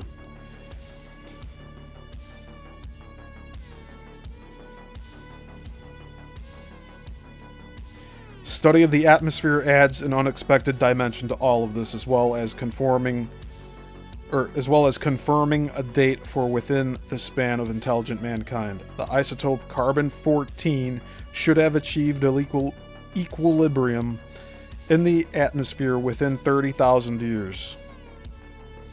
That is, the amount entering the atmosphere from the Earth is equal to the amount exiting into space, thus causing a steady level in the atmosphere. But repeated and reliable tests have proven that carbon-14 is still building. So there's more of it here. Something that can only be explained by a massive shakeup of the atmosphere within this time frame. Within 30,000 years? Dr. Melvin Cook of the University of Utah undertook a further study of the non-equilibrium factor. He discovered that this non-equilibrium was so significant in carbon-14 dating that it, quote, reduces the computed age by an amount dependent upon the age of the sample, by amounts increasing in time from about 20% in 1,000 years, 30% in 4,000 years, and finally telescoping all of the very long ages to 12,500 years or less. End quote. Though this method brings a plausible global event sufficient to upset the atmosphere closer to the known era of intelligent man, the Earth's magnetic field may help in narrowing this event down to a more precise period. For the last 150 years, the magnetic field has steadily declined by about 6%. Dr. Thomas Barnes of the University of Texas, El Paso, who has devoted much of his life to studying it, explains, from the aspect of its decline, its significance. And here's the explanation.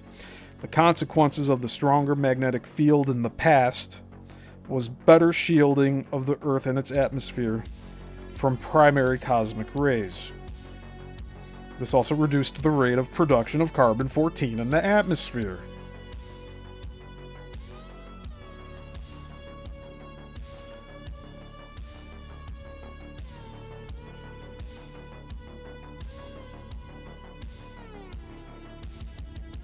Primary cosmic rays interact with the atmosphere to produce neutrons,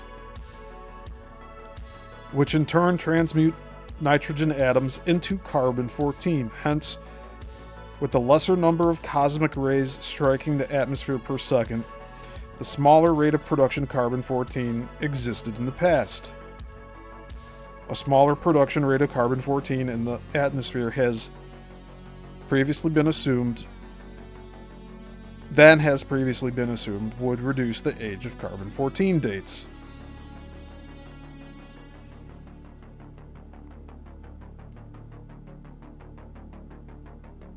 But they're saying that the carbon-14 increases 20% in 1,000 years, 30% in 4,000 years, and finally telescoping all the very long ages to 12,500 years or less, and it doesn't give a percentage.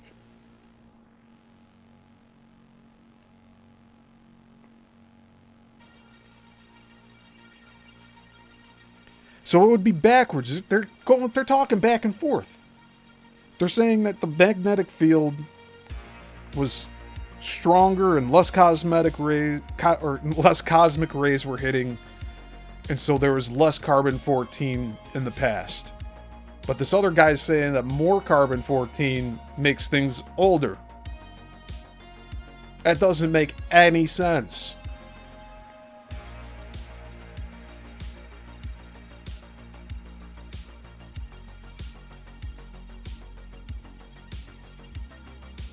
So I guess Thomas Barnes was saying that it actually flips that theory.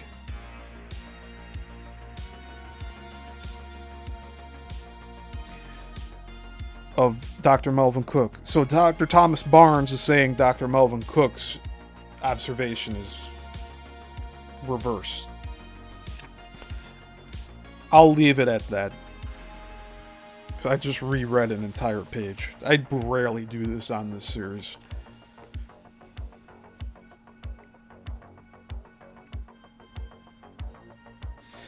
Perhaps... Okay, so I'm going back to page 159, so this is 2 pages later.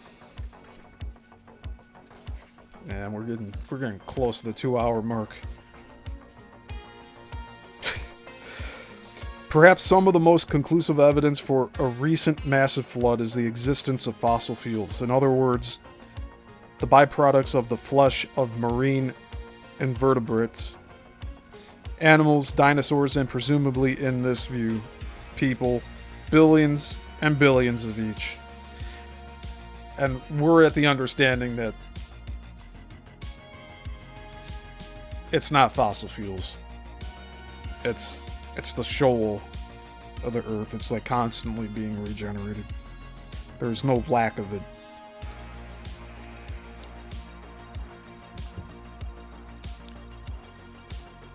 Laboratory conversion of organic material or garbage into hydrocarbons and then into petroleum has aided in the destruction of the old uniformitarian paradigm of oil formation. Good. A hands-on demonstration showed that it was more a matter of temperature and pressure than time. In 20 minutes, oil was produced. It is tempting to think that oil proves the existence of a flood, since oil is not formed naturally otherwise. Huge, quote, seas, end quote, of vertebrates are not deposited daily into many square miles, packed over with enough water-laid rocks so that the pressure of such a mass and the heat of the decomposing flesh can produce the vast beds of oil we have beneath us today. As a matter of interest, most oil is in the Middle East, where biblical and legendary sources say civilization was concentrated before a flood. Not only is the hypothetical chronology of uniformitarianism lacking in geologic studies, radiometric dating of rocks in an attempt to justify this chronology has come under serious criticism by modern neo-catastrophist geologists. No matter what results are obtained, if they do not match the hypothetical age applied to the strata by the geological column concept of slow Lyellian development, they are thrown out in favor of uniformitarian assumptions. This has proven embarrassing when this method was used unknowingly on rock formations known to be recent. Dates like 22 million years were announced for the 200-year-old subsurface Kilauea flow in Hawaii. Potassium-argon tests yielded ages from 160 million to 3 billion years for the 1801 Hualalai flow, also in Hawaii, while 23-year-old Mount St. Helens flow in Washington State in 1980 has already been accorded ages in excess of millions of years.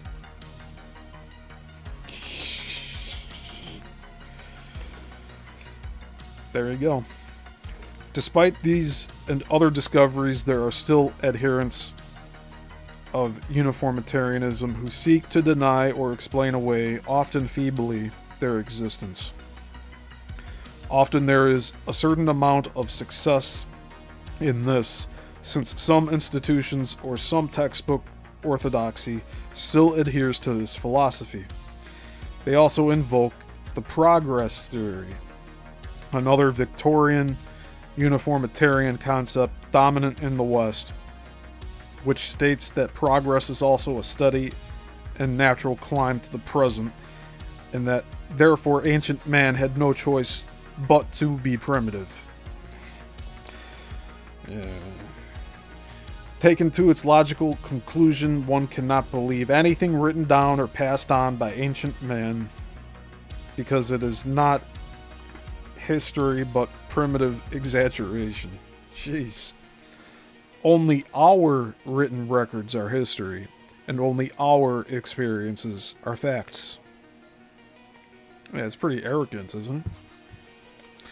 Yet according to the tenets of this theory, mankind has existed with a similar degree of intelligence, as today for tens of thousands of years. We are so used to the millions of years of uniformitarian ideology, we forget how long 1,000 years really is, and yet, paradoxically, how short a period the last 5,000 years of human history is, compared with the potential it could and should have had.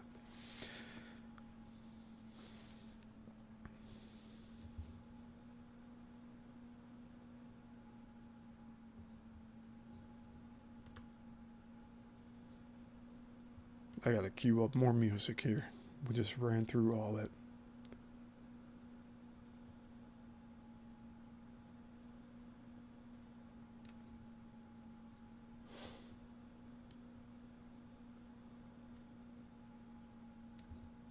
All right.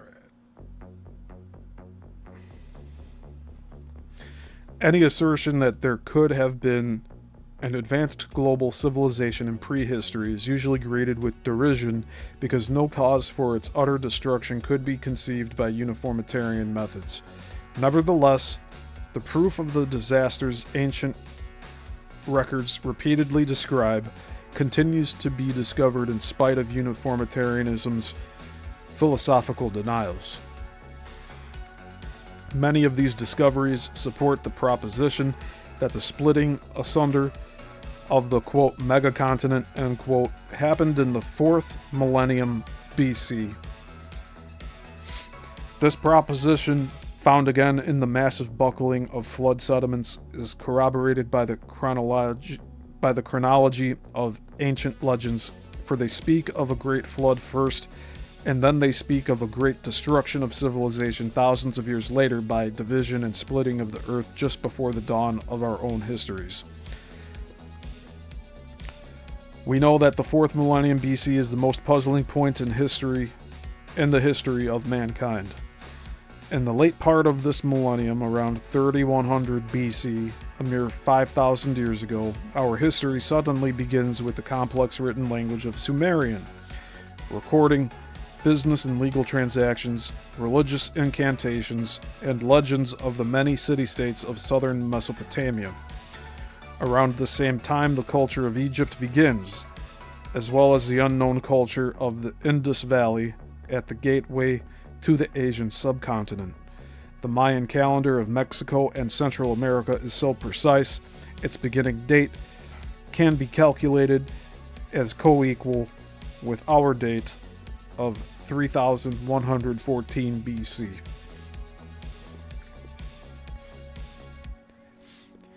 Besides the legends about the destruction of a great civilization that had existed before them, each year all these cultures also celebrated festivals of renewal or of the dead, recalling some past horrific event that the Egyptians even located as being centered in the Western Ocean or the Atlantic.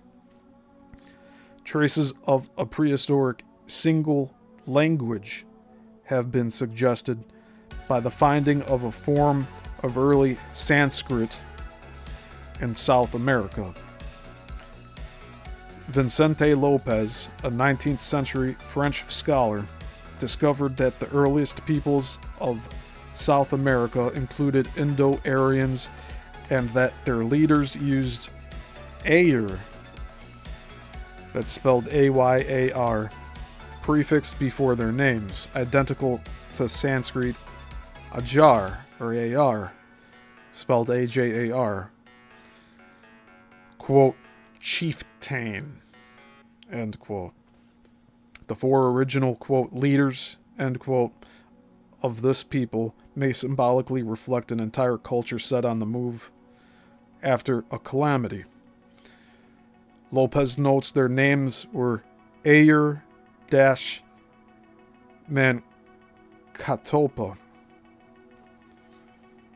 That's spelled M-A-N-C-O-T-O-P-A.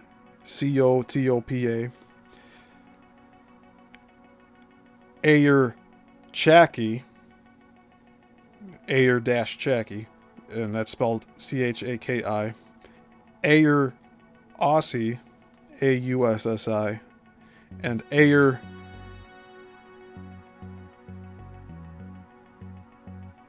Uyissu, spelled Uyissu, meaning in Sanskrit, quote, believers, wanderers, soldiers, husbandmen, end quote.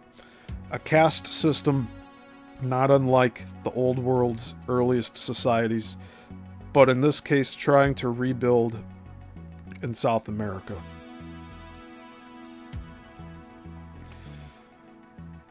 Aside from alluding to a single language civilization preceding ours, biblical texts place a significant event as occurring during the same epoch. In the genealogical recital in Genesis 10:25, it is written, quote, and to Eber were born two sons, or Eber, I'm not sure how you pronounce. The name of one, Peleg, spelled P-E-L-E-G, because in his days the earth was divided. End quote. I need to take another pause here.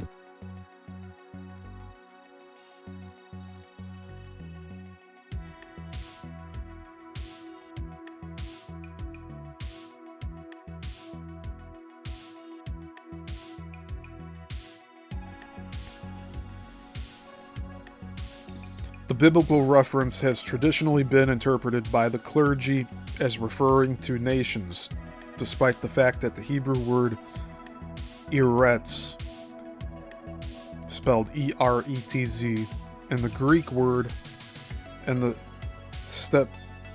Septuagint, Gaian, spelled G-A-I-E-N, mean the ground or earth, and not Goyim, G-O-Y-I-M, or ethnos, E-T-H-N-O-S, or phyla, P-H-Y-L-A, which respectively refer to nations and tribes in Hebrew and Greek. But the word Peleg means earthquake, a name that would not be relevant to a mere scattering of tribes. According to the chronology of some biblical scholars, such as Dr. Merrill F. Unger, Eber's lifespan would coincide with about 3,500 to 3,100 BC. The candidacy of the 4th millennium BC for the age of the splitting of, quote, megacontinent, end quote, is gaining ground from some other unusual developments. The most remarkable are from uniformitarian methods, no less. This evidence once again involves the rate of sedimentation. Over the last 100 years, a careful study of the rate of sedimentation at river mouths reveal all river deltas in the world only to be 4,000 to 5,000 years old, suggesting the creation of all rivers about that long ago.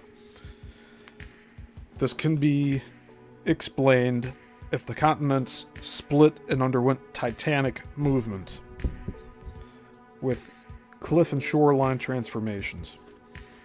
Either old rivers were rerouted and formed new deltas in their present locations, or new rivers created from the upset of juvenile sources flowed to the sea for the first time.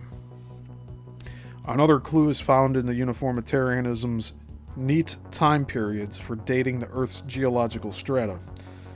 Even if we were to take these as accurate, it is worthy to note that the fracture zone between the continents, and in parentheses it says that is where the continents can be placed back together like pieces of a puzzle, end parentheses, most apparent between Western Africa and Eastern, North, and South America, goes up directly between all, quote, time periods, end quote, of the uniformitarian geologic column, from the most ancient to the most recent, indicating a split for the continents within the Holocene epoch in the last 10,000 years.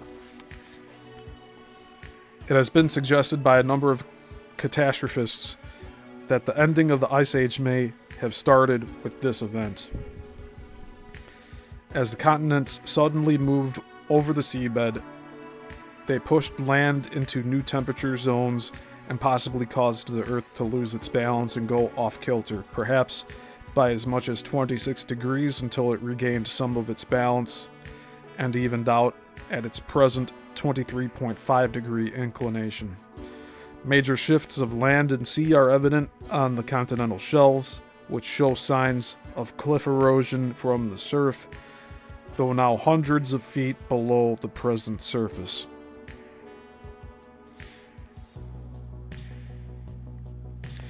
The deep underwater beaches at the Azores could have been created only by the prolonged pounding action of the surf on the shoreline.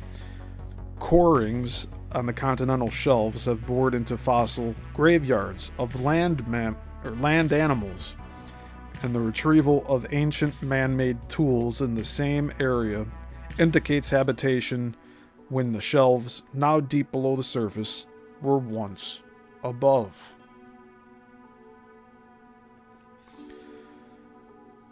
Vast and deep subsurface ocean changes in relatively recent times are also indicated by the rippling of bottom sands on seamounts and even on the deep ocean bottom, something unexpected in the uniformitarian model of perpetually calm ocean depths for 200 million years. Concerning this discovery, Dr. Edwin L. Hamilton, who studied the phenomena closely, describes the unexpected find as seen in the Pacific. Quote, "A feature of immediate interest was the fact that ripple marks, long considered evidence of shallow water deposition by land geologists, were found in the deep sea. Two remarkable photographs taken on top of the Sylvania Seamount in the Marshall Islands area established the fact that the soft Globigerina ooze," and that's spelled Globigerina, "between the manganese-coated boulders was definitely rippled." End quote. Further deep-sea expeditions by the Navy Electronics Laboratory have extended the surprising discoveries even farther down. Hamilton comments that, quote, "well-defined ripple marks down to a depth of about 6,000 feet, end quote, have been found. Corings and retrievals of indigenous rocks, such as granites and basalts in the Atlantic's soft, therefore presumably young seabed, have found counterparts to the great beds of lava on land, like the Deccan Traps in India and the Columbian Plateau. The only explanation seems to be the same event, massive continental movement. When the 4th millennium BC again arises in the computations of the Earth's magnetic field, or then the 4th millennium BC again arises in computations of the Earth's magnetic field, we again find that its disturbing decline indicates the Earth was jolted relatively recently. If this decline, in parentheses 6% in the last 150 years, end parentheses, was extrapolated backwards linearly, as is the standard in uniformitarian reasoning, only 7,000 years ago the Earth would have had a magnetic field the strength of a magnetic star, which this Earth could never have supported. Yeah, that's saying... So, the uniformitarian concept is the thing that I was struggling with then, right? Because if you say that it's a constant 6% extrapolated linearly backward,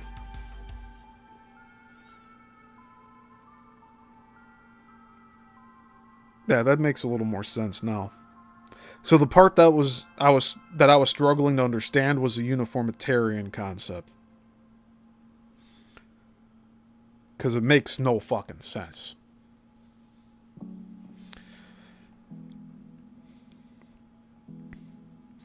This would suggest that the Earth had a rather steady conductor generating its magnetic field until recent history, when something upset the globe, such as a tilt of the Earth on its axis, sufficient to disturb its rotational core, and hence to disturb the generation of the magnetic field.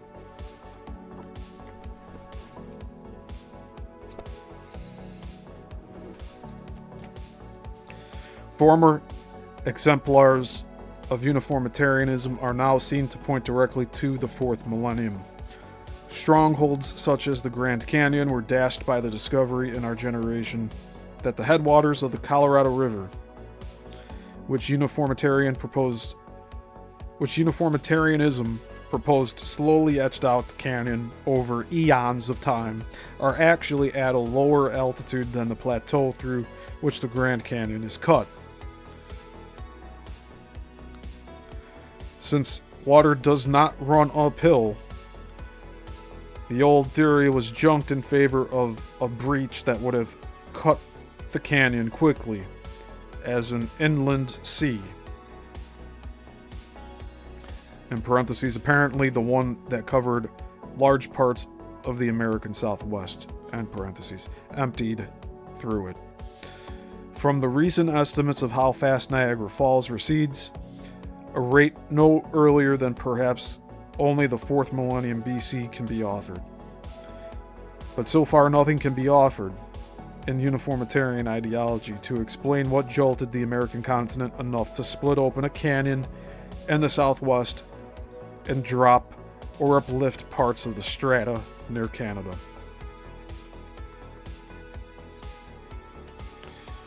Quote, apparent age, end quote, is often a deceptive excuse to claim that identical geologic features can look different in age. Following the titanic eruption of Mount St. Helens in 1980, almost every geologic feature of, quote, extreme old uniformitarian age, end quote, on Earth had been created. So almost every geologic feature of extreme old uniformitarian age on Earth had been created, only on a much smaller scale. Heat winds laid down a 60-foot ridge of sediment, a, quote, gravity collapse, end quote, of land, created a valley with extreme weathering around its lip, and a mud breach created a 1/5 scale, quote, Grand Canyon, end quote, and then diverted a creek to flow down its center, much as the Colorado does in the Grand Canyon today.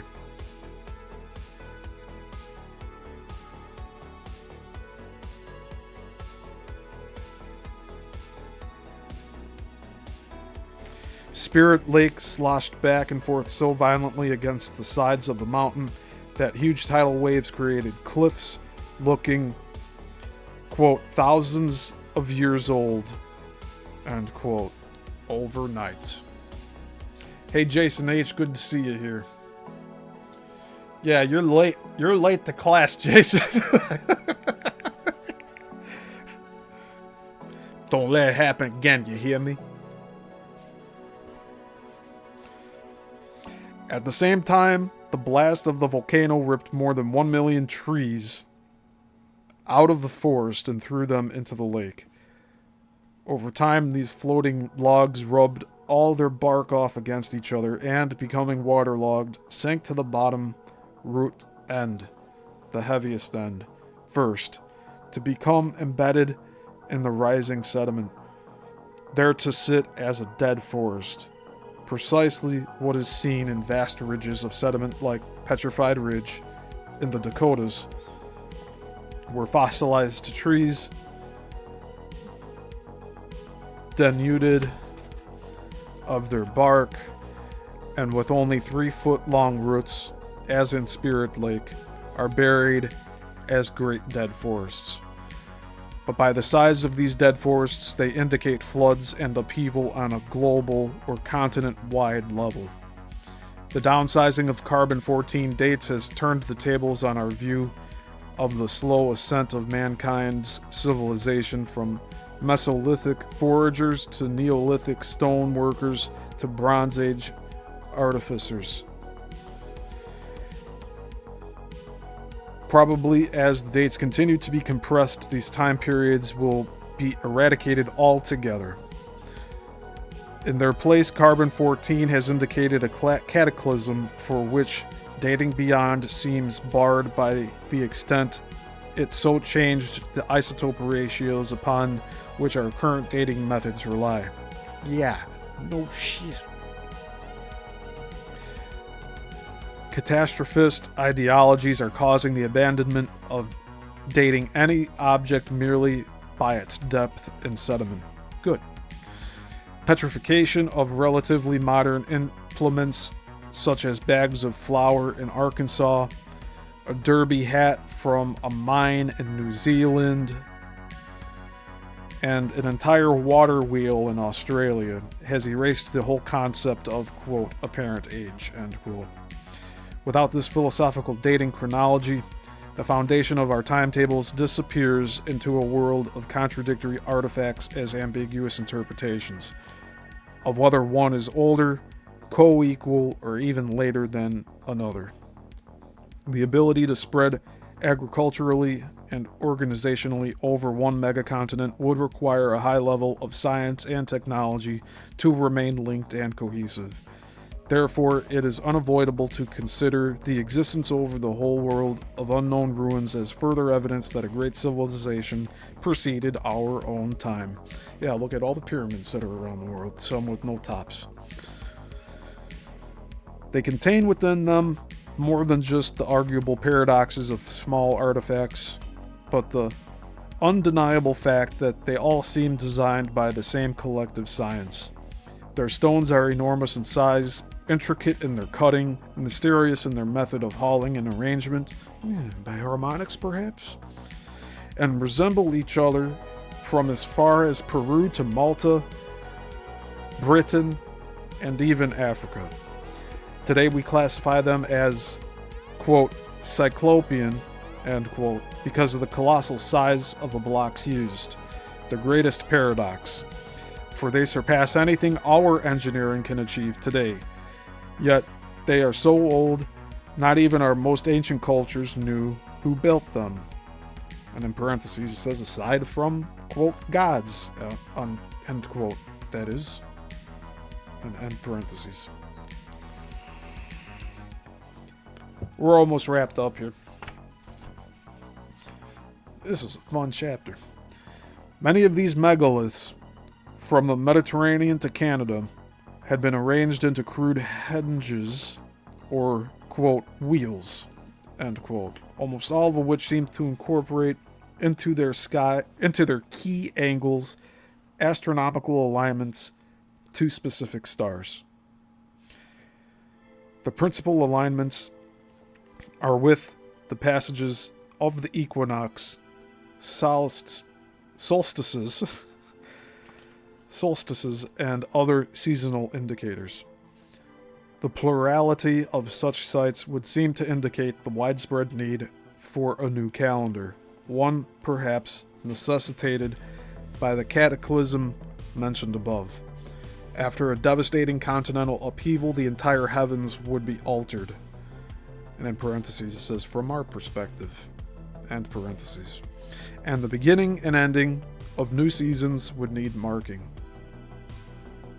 However, it is true that primitive, though accurate enough astronomical calculations and computations of heavenly bodies and their movements and risings could have been derived from placing tree trunks in appropriate places to mark stars on the horizon.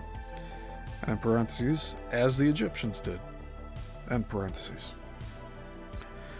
The use of such huge monoliths of a size that even our own modern cranes cannot lift suggests a science and engineering beyond even our own. Yes, one that Edleed Skolnick knows, or knew. But the crudeness in the cutting of the blocks indicates expedience and a culture on the wane. one that soon disappeared to leave what was left of their science and engineering a mystery to later peoples. As far as anybody can tell, the oldest appear to date to about the late 4th millennium, circa 3100 BC. Another echo of the time of, quote, Peleg, end quote, and prehistory. It stands to reason that if these represent early rebuildings after a cataclysm, most of those found underwater, having been covered by rising ocean levels over the centuries following, might be even older and might be some of the most fantastic and intact ruins anywhere, since they would have been spared the ravages and quarrying by successive cultures on land. It is in the Bermuda Triangle, on the Bahama Banks, where just such an idea is being proved with each successful dive. Discoveries here even include some elaborate tiled floors deep beneath the bottom sands. Details of prehistoric civilization not found anywhere on land. If all the observed geometric patterns prove to be man-made, then the shallow Great Bahama Bank actually becomes the most extensive prehistoric site left on Earth, on the scale of a vast city. Already, the downsizing of carbon-14 has revealed a clue to this lost civilization and the triangle. The Bimini stones have been previously dated to 12,000 years ago by testing the mangrove roots that had overgrown some. Overgrowth would obviously imply abandonment. This time period was co-equal to the date for the ending of the last so-called glaciation of the Earth. However, the downsizing of dates now places both events in the 3rd to 2nd millennium BC, proving the intriguing prospect that the Bahamas are indeed the last part of the former remnant of one great continent, broken in the 4th millennium BC to succumb slowly to the sea.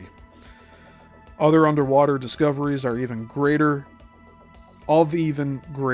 gargantuan stones have been turning up on both sides of the Atlantic to very much impress upon the observer a culture torn in half. These stones seem to reflect a later retrogression, not only because they appear older, but also because of the precision in their matched sizes and exact square cutting. For 9 miles, a cyclopean stone wall runs along the continental shelf off Morocco, with some individual stones as high as 2 stories, while some similar walls or roads have been traced by aerial survey off the coast of South America. Other immense stone constructions exist underwater off Spain, Portugal, and the Yucatan. At Baalbek in Lebanon, archaeologists, in their investigation of the ancient site, have established a veritable timetable of human architectural evolution, from the present to the past. Tumbled or cast about from wars and quarrying are the square stones of Turkish mosques of the Renaissance period. Then even older are the massive amounts of the small mud kiln-baked bricks of medieval and Saracen Arab dwellings, and that's spelled Saracen. Even older still are the Byzantine rectangles of Justinian's time, the 6th century AD. Even grander and older are the monumental blocks and columns of the Roman imperial period. Still older are the great stones of the Antonosian Syria of the Hellenistic age. Still older are the Phoenician stonework and sarcophagi of the age of Hiram, 950 BC. Then older still are primitive Canaanite constructions in the sun-dried bricks from 2000 BC. And then there are the oldest of them all, colossal stones of 1,200 tons, the largest and the heaviest worked stones on Earth, arranged neatly to form a foundation so huge, the purpose of which no one can conceive. And upon the length of only 3 of its blocks, a huge classical Roman temple was later built and is still partially standing. Nearby lies the largest stone worked by man, a gigantic rectangle measuring 68 by 15 by 15 feet, weighing 1,400 tons. It lies strangely prostrate near the remains of others, toppled by some unknown prehistoric event. Tales of lands sinking and disappearing to the west, in parentheses, as recorded by those indigenous peoples nearer Europe and Africa, end parentheses, and memories of a homeland to the east across the sea, in parentheses, as remembered and passed on by Amerindian peoples, end parentheses, were still in existence by the time the Spanish sailed across the Atlantic, but never associated, of course, with recalling perhaps the same prehistoric event. A vague remembrance of the opposite continents as they split and moved over the horizon, and a vague remembrance of a homeland fractured. These native Atlantic legends have often been used as proof of a vague recollection of an Atlantean continent sinking, as in Plato's Tale or Edgar Cayce's trances. It has been pointed out by critics of Atlantis, however, that when all the continents are moved back into their theoretical places in a megacontinent, there is no leftover land mass large enough to be accorded to the Atlantean continent or island first spoken of by Plato. This is also true of the legends of Lemuria or Mu, M-U, a vanished paradise land in the Pacific, but the questions could be asked. Quote, was the megacontinent Atlantis? End quote. Quote, was it Lemuria? End quote. Do the legends, borrowed and tailored though they may be, refer to this lost civilization on a single continent? Was its type of destruction confused with its, quote, name? End quote. It is interesting to note that in Sanskrit, one of the earliest languages on Earth, traces of which are found even in South America, the word meaning great cataclysm is Atyantica, spelled Atyantica. Atyantica. Did the Atlantic receive its name from the earliest languages of mankind? Not from the Greek legend of Atlas, son of Zeus, but from great disasters that were at the heart of the earth and destroyed that one culture? A consideration of this over the next chapters may explain how the ruins beneath the triangle's jade waters could hold the last clue to a fantastic civilization of the past, and the most fantastic clue to the current riddle of the Bermuda Triangle. And with that, we finish chapter 7.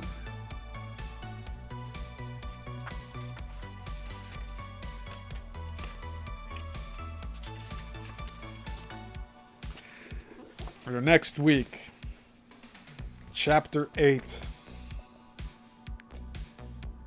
Atyantica. We are going to talk about the Sanskrit continent.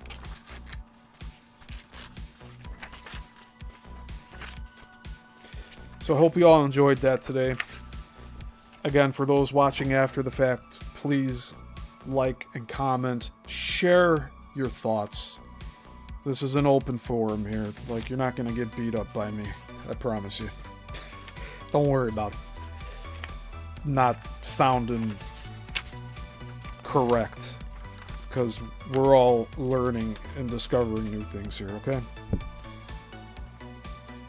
But next week's chapter is 20 pages. And we will continue this on Thursday. So this was another special midweek show. And if anything changes, I'll let you know in the posts.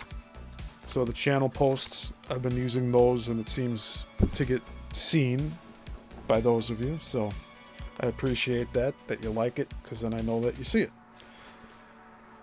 So any other updates to the channel, I will give in post form. And we have our show on Sunday for Let's Talk. We will continue that series then. But that'll do it for today. We're almost done with the book. One of many. This series is going to run on for a long time. This ain't the end of it. Zenray made a joke the other day. He said I should call these series the deepest dives, because who else is going this deep into these questions? I challenge you to find another channel doing this with this amount of detail. Alright? And it can get boring for most of the people who have short attention spans. And you know what? That's okay. You can come find me when you're ready. If you're already here, welcome. And stay along for the ride, because we're going to be finding out new information as we go on here. But until next time, take care of yourselves. And until the next one, class dismissed.